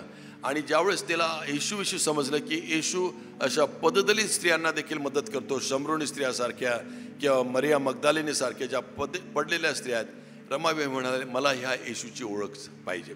आणि मग त्यांचं म्हटलं की बौद्धिक रीतीने त्यांचं तारण झालं, म्हणजे इंटेलेक्च्युअली त्यांनी विश्वास ठेवला की येशू ख्रिस्त हा चांगला देव आहे. मग त्या भारतात आल्यात आणि त्यांच्या लक्षात आलं की येशूच्या नावानं मी जरी जगत आहे तरी येशू सांगते मी खोलवर जीवन जगलं नाही. आणि म्हणून ज्यावेळेस त्यांच्या लक्षात आलं की मला अधिक खोल जीवन जगण्याची गरज आहे त्यावेळेस त्यांनी देवाच्या वचनाचा अभ्यास करायला सुरुवात केली. हे शास्त्र त्यांनी एक हाती भाषांतरित केलं.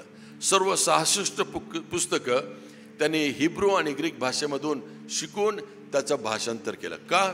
कारण ह्या वचनावर त्यांचा विश्वास होता. आणि ज्यावेळेस हे ते शास्त्राचा अभ्यास करू लागल्यात त्यावेळेस त्यांच्या लक्षात आलं की मी अजून प्रभूमध्ये खोल मिळवलेली नाही. इंग्लंडमध्ये त्यांनी शिंपडून बाप्तिस्मा घेतला होता, बौद्धिकरीतीने त्यांचं तारण झालं होतं. पण ज्यावेळेस त्या केडगावला आल्यात आणि अनेक वर्षापर्यंत त्यांनी प्रभूची सेवा केली त्यावेळेस लक्षात आलं की मी अजूनही प्रभूमध्ये खोल नाही. आणि म्हणून त्यांनी पुन्हा एकदा दुसऱ्यांदा बाप्तिस्मा घेतला त्या भीमा नदीमध्ये केडगाव जवळच्या. ते त्यांचं खरं डीपर लाईफ तेव्हापासून सुरू झालं. आणि तिसऱ्या वेळेस ज्यावेळेस पवित्र आत्मा त्यांच्यावर उतरला त्या पवित्र आत्म्याच्या सामर्थ्यानं त्यांनी आपलं उर्वरित जीवन घालवलं. पंडित रमाबाईसारखी एक साध्वी स्त्री, एक विदुषी स्त्री, सुशिक्षित स्त्री, अत्यंत सुशिक्षित अशा प्रकारे तिला 4000 श्लोक 5व्या वर्षी पाठ होते, एवढी भयंकर तिची स्मरणशक्ती होती. अशा स्त्रीला खोलवर ख्रिस्ती जीवन जगण्यासाठी वेळ घ्यावा लागला. आम्ही देखील त्यासाठीच खोल ख्रिस्ती जीवन करण्यासाठी पाचारित असे आहोत आणि त्यासाठी आम्हाला प्रभूने बोलावलेलं आहे. आम्ही उथळ जीवन न जगता ते मोठ्या प्रमाणामध्ये खोलवर जीवन जगलं पाहिजे. आता शेवटचं काही सांगतो आणि समाप्त करतो. येशूच्या संगतीत चालणं ही एक प्रक्रिया आहे आणि ती सुरू रोज ठेवली पाहिजे. कालच्यापेक्षा मी आज प्रभूमध्ये अधिक दृढ झाली आहे काय ह्याचा आम्ही विचार केला पाहिजे. आणि रोज आम्हाला त्या खोलवर त्या जीवनामध्ये चाललं पाहिजे. पण येशू संगतीत चालण्यामध्ये अनेक अडथळे येतात. ते कोणते अडथळे येतात, कोणची अडखळणं येतात ह्याचा देखील आम्ही विचार केला पाहिजे. ज्यावेळेस आम्ही आमची पापपबरी घेतो आणि येशूला आपल्या जीवनामध्ये स्थान देतो त्यावेळेस जग मात्र तसंच असतं. आणि म्हणून ज्या वेळेस आम्ही जगापासून वेगळे जातो त्यावेळेस हे जग आमच्या पुढे एक मोठं आव्हान ठरतं. आमचे मित्र, आमचे शेजारी, किंवा कधी कधी आमच्या घरचे लोक देखील ह्यामध्ये अडखळ ठरू शकतात. आणि म्हणून पहिलं जे अडखळ किंवा व्यत्यय येतं ते म्हणजे जग. येशूने सांगितले मी तुम्हाला जगातून बाहेर काढलेलं आहे पण मी जगात ठेवलेलं आहे, पण जग तुमच्यामध्ये येऊ देऊ नका. तुम्ही जर एखाद्या नदीवर गेला किंवा समुद्रावर गेला तर लहान लहानशा बोटी दिसतात नाही त्या ठिकाणी. त्या बोटी ज्यावेळेस तरंगत असतात पाण्यावर त्यावेळेस त्या पुढे जाऊ शकतात, पण जेव्हा पाणी त्यांच्यामध्ये जातं त्यावेळेस ते पुढे जाऊ शकत नाही, त्या तळाला जाऊन पडतात. का? कारण त्या ठिकाणी पाणी त्यांच्यामध्ये आलेलं आहे. ज्या पाण्याच्या वर त्यांना जीवन जगायचं असतं ते जीवन न जगता ते पाणी त्यांच्यामध्ये येतं. जगामध्ये असताना आम्हाला त्या बोटीसारखं राहायचं आहे, पाण्यावर तरंगत राहायचं आहे. जगामध्ये आम्ही आहोत पण जग आम्हामध्ये येऊ द्यायचं नाही. जेव्हा आम्हामध्ये येतं, जगिक पाणी जे आम्हामध्ये येतं तेव्हा आमचं जीवन हे बुडल्यासारखं होतं. म्हणून हा पहिला महत्त्वाचा अडथळा आम्ही लक्षात ठेवला पाहिजे की जग आणि जगाच्या सर्व भावना, जगाचे सर्व प्रभाव हे आमच्यावर सदैव नियंत्रण ठेवण्याचा प्रयत्न करतात. आणि म्हणून एक यात्रिकरू या नात्याने प्रभूच्या मार्गात चालत असताना जग आणि जगाच्या सर्व वासनापासून आम्ही दूर राहिलं पाहिजे. आणि ते कठीण आहे. डोळ्याची वासना, संसाराची पुरुषार्थी, देहाची वासना, ह्या सर्व गोष्टी शास्त्रात सांगितलेल्या आहेत. आणि जोपर्यंत आम्ही त्यावर विजय मिळत नाही तोपर्यंत आम्ही खऱ्या अर्थानं येशूच्या मार्गामध्ये खोल जाऊ शकत नाही. हा पहिला अडथळा आहे की ज्यावर आम्ही विचार केला पाहिजे की हा अडथळा आमच्यामध्ये आहे काय. आम्ही जगात आहोत की जग आम्हामध्ये आहे. जर जग आम्हामध्ये आहे तर आम्ही जगासारखे चालणार आहोत, जगाच्या वहिवाटीप्रमाणे चालणार आहोत. त्यापासून आम्ही स्वतः सदैव दूर ठेवलं पाहिजे. त्यानंतर दुसरा अडथळा येऊ शकतो म्हणजे आज्ञाभंगाचा. मी पहिले आज्ञा पालनाविषयी वैशिष्ट्य सांगितलं, पण तो सतत दुसरा जो महत्त्वाचा अडथळा येऊ शकतो, देवाच्या आज्ञा तर आहेत पण त्या पाळण्यासाठी जो विश्वास लागतो, जी समर्थता ते लागते ती आम्हाला नसते. जेव्हा आम्ही शॉर्ट सर्किट शोधतो, जवळच्या मार्गाने जाण्याचा प्रयत्न करतो, त्यावेळेस आम्ही दिशा हरवतो. आणि म्हणून ह्यासाठी आम्ही प्रयत्नपूर्वक विचार केला पाहिजे की आम्ही आज्ञाभंगाच्या पापात पडत नाही का. हे एक अडखळण आहे. आणि असं सांगितलं इब्रिकराच्या पत्राच्या 12व्या अध्यायामध्ये, ज्यावेळेस तुम्ही धाव प्रभूच्या मध्ये घेता, ज्यावेळेस जे सर्व पापमय अडखळणं आहे ते झटकून टाका. हिंदीमध्ये त्याला जो शब्द आहे तसं म्हटलं आहे, झटक के फेक दो. जर तुम्ही रस्त्याने चालत असताना तुमच्या मागे कुत्रा लागला आणि तुम्हाला तुमचं पॅन्ट किंवा साडी जर ओढू लागला तर तुम्ही काय करता? सोड रे बाबा सोड, असं नाही म्हणत तुम्ही, झटका देता नाही का त्याला. तसं झटक्याने तुमचं पाप सुटलं पाहिजे. जे पाप सतत आमच्या भोवती फिरत असतं. आम्ही आता प्रभूचे लोक आहोत पण आम्ही आता पापामध्ये नाही. म्हणून हे जगिकतेचं जे पाप आहे ते सतत आमच्या भोवती फिरत असतं. आणि आज्ञाभंग हे सदैव अडखळण ठरू शकतं. जेव्हा आज्ञाभंग होतो तेव्हा आम्ही हरवतो, पुन्हा एकदा दिशा हरवतो. आणि त्यासाठी पुन्हा एकदा प्रभूकडे येण्याचा महत्त्वाचा प्रसंग आहे. पुन्हा एकदा ते सायकलीचं उदाहरण सांगतो. ज्यावेळेस सायकल पुढे जायची थांबते त्यावेळेस माणूस पडतो. आणि अनेक लोक तसेच पडून राहतात, ते सायकलही पडू देतात आणि जीवनही पडलेलं राहतं. पण ख्रिस्ती जीवनामध्ये, ख्रिस्ती व्यक्तीमध्ये आणि इतर व्यक्तीमध्ये हा महत्त्वाचा फरक आहे. जर ख्रिस्ती व्यक्ती सायकल चालवताना थांबली आणि पडली तर ती परत उठू शकते. येशूमध्ये ती आश्वती आहे आम्हाला. तुम्ही जरी खाली पडला तरी ते पुन्हा एकदा पश्चाताप करू शकता, आपली पापक बदली घेऊ शकता. आणि ही प्रक्रिया सदैव चालली पाहिजे. आम्ही कोणीच परिपूर्ण नाही. स्वर्गात जाईपर्यंत आम्ही कदापि ह्या पापामय जगामध्ये राहत आहोत. आणि म्हणून त्यासाठी आम्हाला रोज आणि रोज पश्चातापाची प्रार्थना करावी लागते. योब दररोज रात्री आपल्या सर्व लेकरांच्यासाठी होम यज्ञ करत असे आणि म्हणत असे, जर जाणून बुजून किंवा जाणीवपूर्वक माझ्या लेकरांनी पाप केलं असेल तर तू क्षमा कर. आणि ह्या गृहस्थानामध्ये आम्ही ह्याचा विचार केला पाहिजे की मी, माझी कुटुंब, माझी लेकरं जर कुठल्या का होईना पापामध्ये आहेत तर त्यासाठी आम्ही पश्चातापपूर्वक क्षमा मागितली पाहिजे. आणि ते क्षमेचं दार आमच्यासाठी सदैव मोकळं आहे. जर आम्ही आज्ञाभंग करत आहोत आणि जाणीवपूर्वक करत आहोत तर ते पाप कठीण आहे. आणि म्हणून येशूच्या मागे चालत असताना आम्ही आज्ञाभंगाच्या अडखळणापासून दूर राहायला पाहिजे. तिसरा सांगतो, निराशा किंवा अविश्वास. हे देखील अडखळणं आमच्याकडे येऊ शकतं. ज्यावेळेस आम्ही धीराने धावण्याचा प्रयत्न करतो त्यावेळेस अडखळणं पुष्कळ येतात. एकदा मी आमच्या एका नागपूरमधल्या सभासदाला भेटायला गेलो. त्या बाई नर्स होत्या आणि ज्यावेळेस मी संध्याकाळी भेटायला गेलो त्यावेळेस ते शास्त्र वाचत होत्या. तर मला बरं वाटलं ते ऐकून पाहून. मग त्या म्हणाल्या, बसा पाळक, मी काय वाचते मला समजून नाही राहिलं. ते म्हणाले, मी धार्मिकतेमध्ये चालण्याचा प्रयत्न करते आणि सर्वतः शुद्ध जीवन जगण्याचा प्रयत्न करते, पण शास्त्रात सांगितलं आहे की जे द्वेष्टे आहेत, जे शत्रू आहेत त्यांची भरभराट होते, पण जे धार्मिक आहेत त्यांच्यावर त्रास होतो. हे का? तिचं म्हणणं आहे, मी निराश आहे पाळक साहेब. मी एवढं चांगलं जीवन जगण्याचा प्रयत्न करते, पण इतर जे लोक आहेत त्यांच्या संगती मी जेव्हा तुलना करते तेव्हा मला असं वाटतं मी का करावं हे जीवन, मी निराश झाले. आणि मी तिला सांगितलं, बाई आपल्या ख्रिस्ती जीवनाची तुलना तुम्ही कदापि कोणासंगती करू नका. तुमचं जीवन हे प्रभू पाहतो आणि त्या प्रभूच्या प्रकाशामध्ये तुम्ही ते जीवन जगा. तुम्ही जेव्हा तुलना करता तेव्हा तुम्हाला कदापि शांती मिळणार नाही. आणि म्हणून ख्रिस्ती जीवनामध्ये अनेकदा निराशा येणार. तुम्ही चालत असताना आम्ही का चालावं, आम्ही जगित्येपासून का दूर जावं, दुसऱ्यांची भरभराट होते, हे सर्व द्वेष्टे आहेत, हे नफेखोर आहेत, हे भ्रष्ट आहेत, त्यांची वाढ तर होते. पण तुम्हाला खरी गोष्ट सांगतो, वरवर दिसणारं वाढ ही खरी वाढ नसते.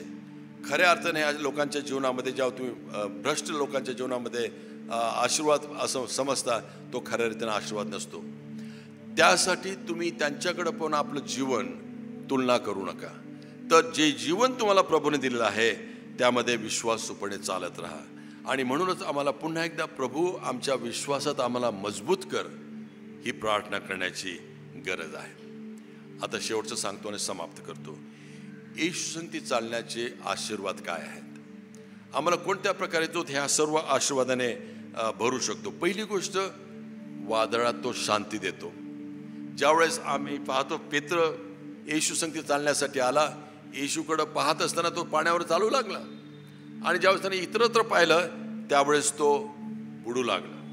पण ज्यावेळेस येशू त्याला म्हणाला, तुझा हात मला दे, आणि त्याला शांती मिळाली. वादळातही शांती देणारा परमेश्वर आमच्या संगती आहे.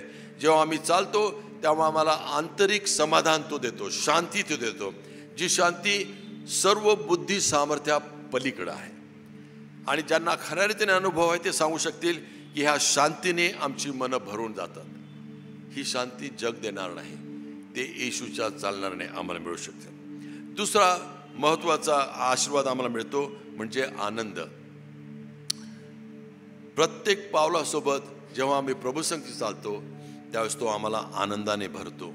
आणि हा आनंद स्वर्गीय आनंद आहे. त्याच्या संगतीत चालण्यामुळं आम्हाला हा आनंद आहे, त्याच्या मार्गामध्ये चालण्याचा आनंद आहे. आणि त्यामुळं आम्ही प्रभूचा आशीर्वाद घेऊ शकतो. तिसरी गोष्ट सांगितली आहे की त्याच्या सहवासात आम्ही अधिक खोल जातो. जितका आम्ही अधिक प्रभू संगती चालतो तितका अधिक सहवास आमचा मजबूत होतो. आणि जितका सहवास मजबूत होतो तितका आम्हाला तो आनंद आणि शांती ह्यांनी भरून टाकतो. आणि शेवटचं सांगतो, येशूच्या संगती चालण्यामध्ये जो आनंद आहे तो उद्दिष्टपूर्तीचा आनंद आहे. त्याद्वारे आम्हाला समजतं की आम्ही प्रभूच्या मार्गामध्ये आहोत आणि दररोज चालण्यासाठी तो आम्हाला मार्गदर्शन करण्यास सदैव सिद्ध आहे. आमचा संवाद त्या संगती आहे, आमचं रूपांतर त्या संगती आहे, आम्ही आज्ञाधारकपणा त्या संगती चालण्याचा प्रयत्न करतो. आणि म्हणूनच दररोज ह्या जीवनाची आम्हाला पडताळणी करण्याची गरज आहे. आमच्या जीवनात आम्ही कुठे आहोत.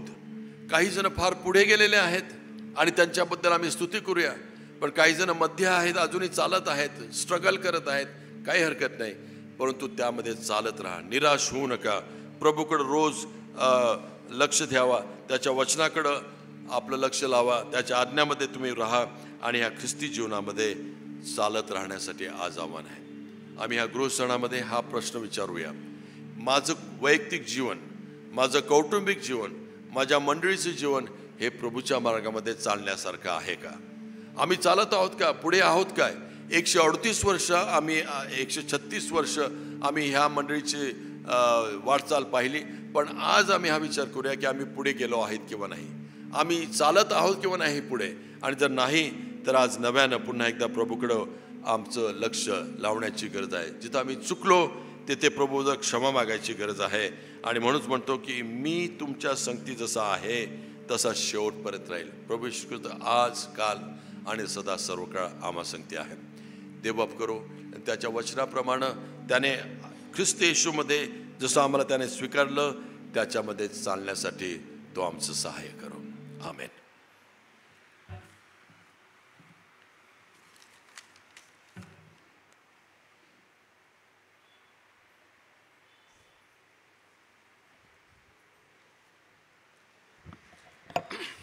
देवबापाची स्तुती असो. जे आपलं ध्येयवाक्य आहे, जसं तुम्ही त्याला स्वीकारलं तसं त्याच्यामध्ये चालत राहा.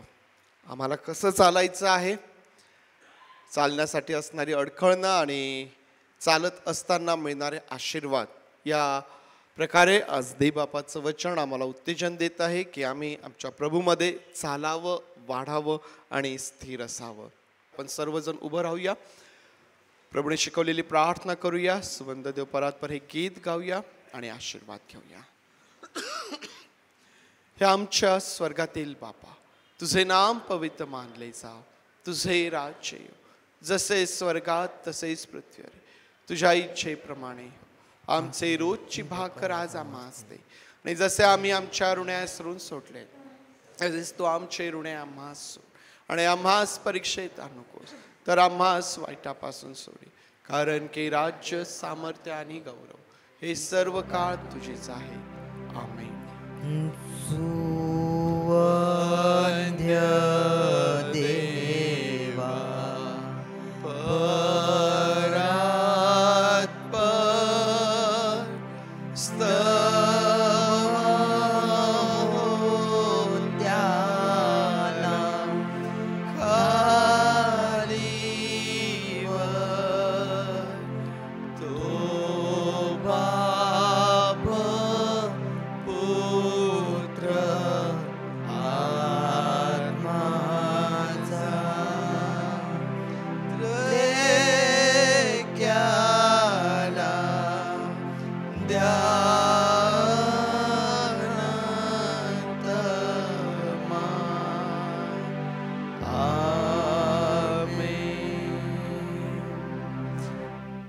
आता प्रभू येशू ख्रिस्ताची कृपा, देवबापाची प्रीती आणि पवित्र आत्म्याची सुसंगती तुम्हा सर्वांबरोबर प्रभू येशू ख्रिस्त येईपर्यंत सदोदित असो.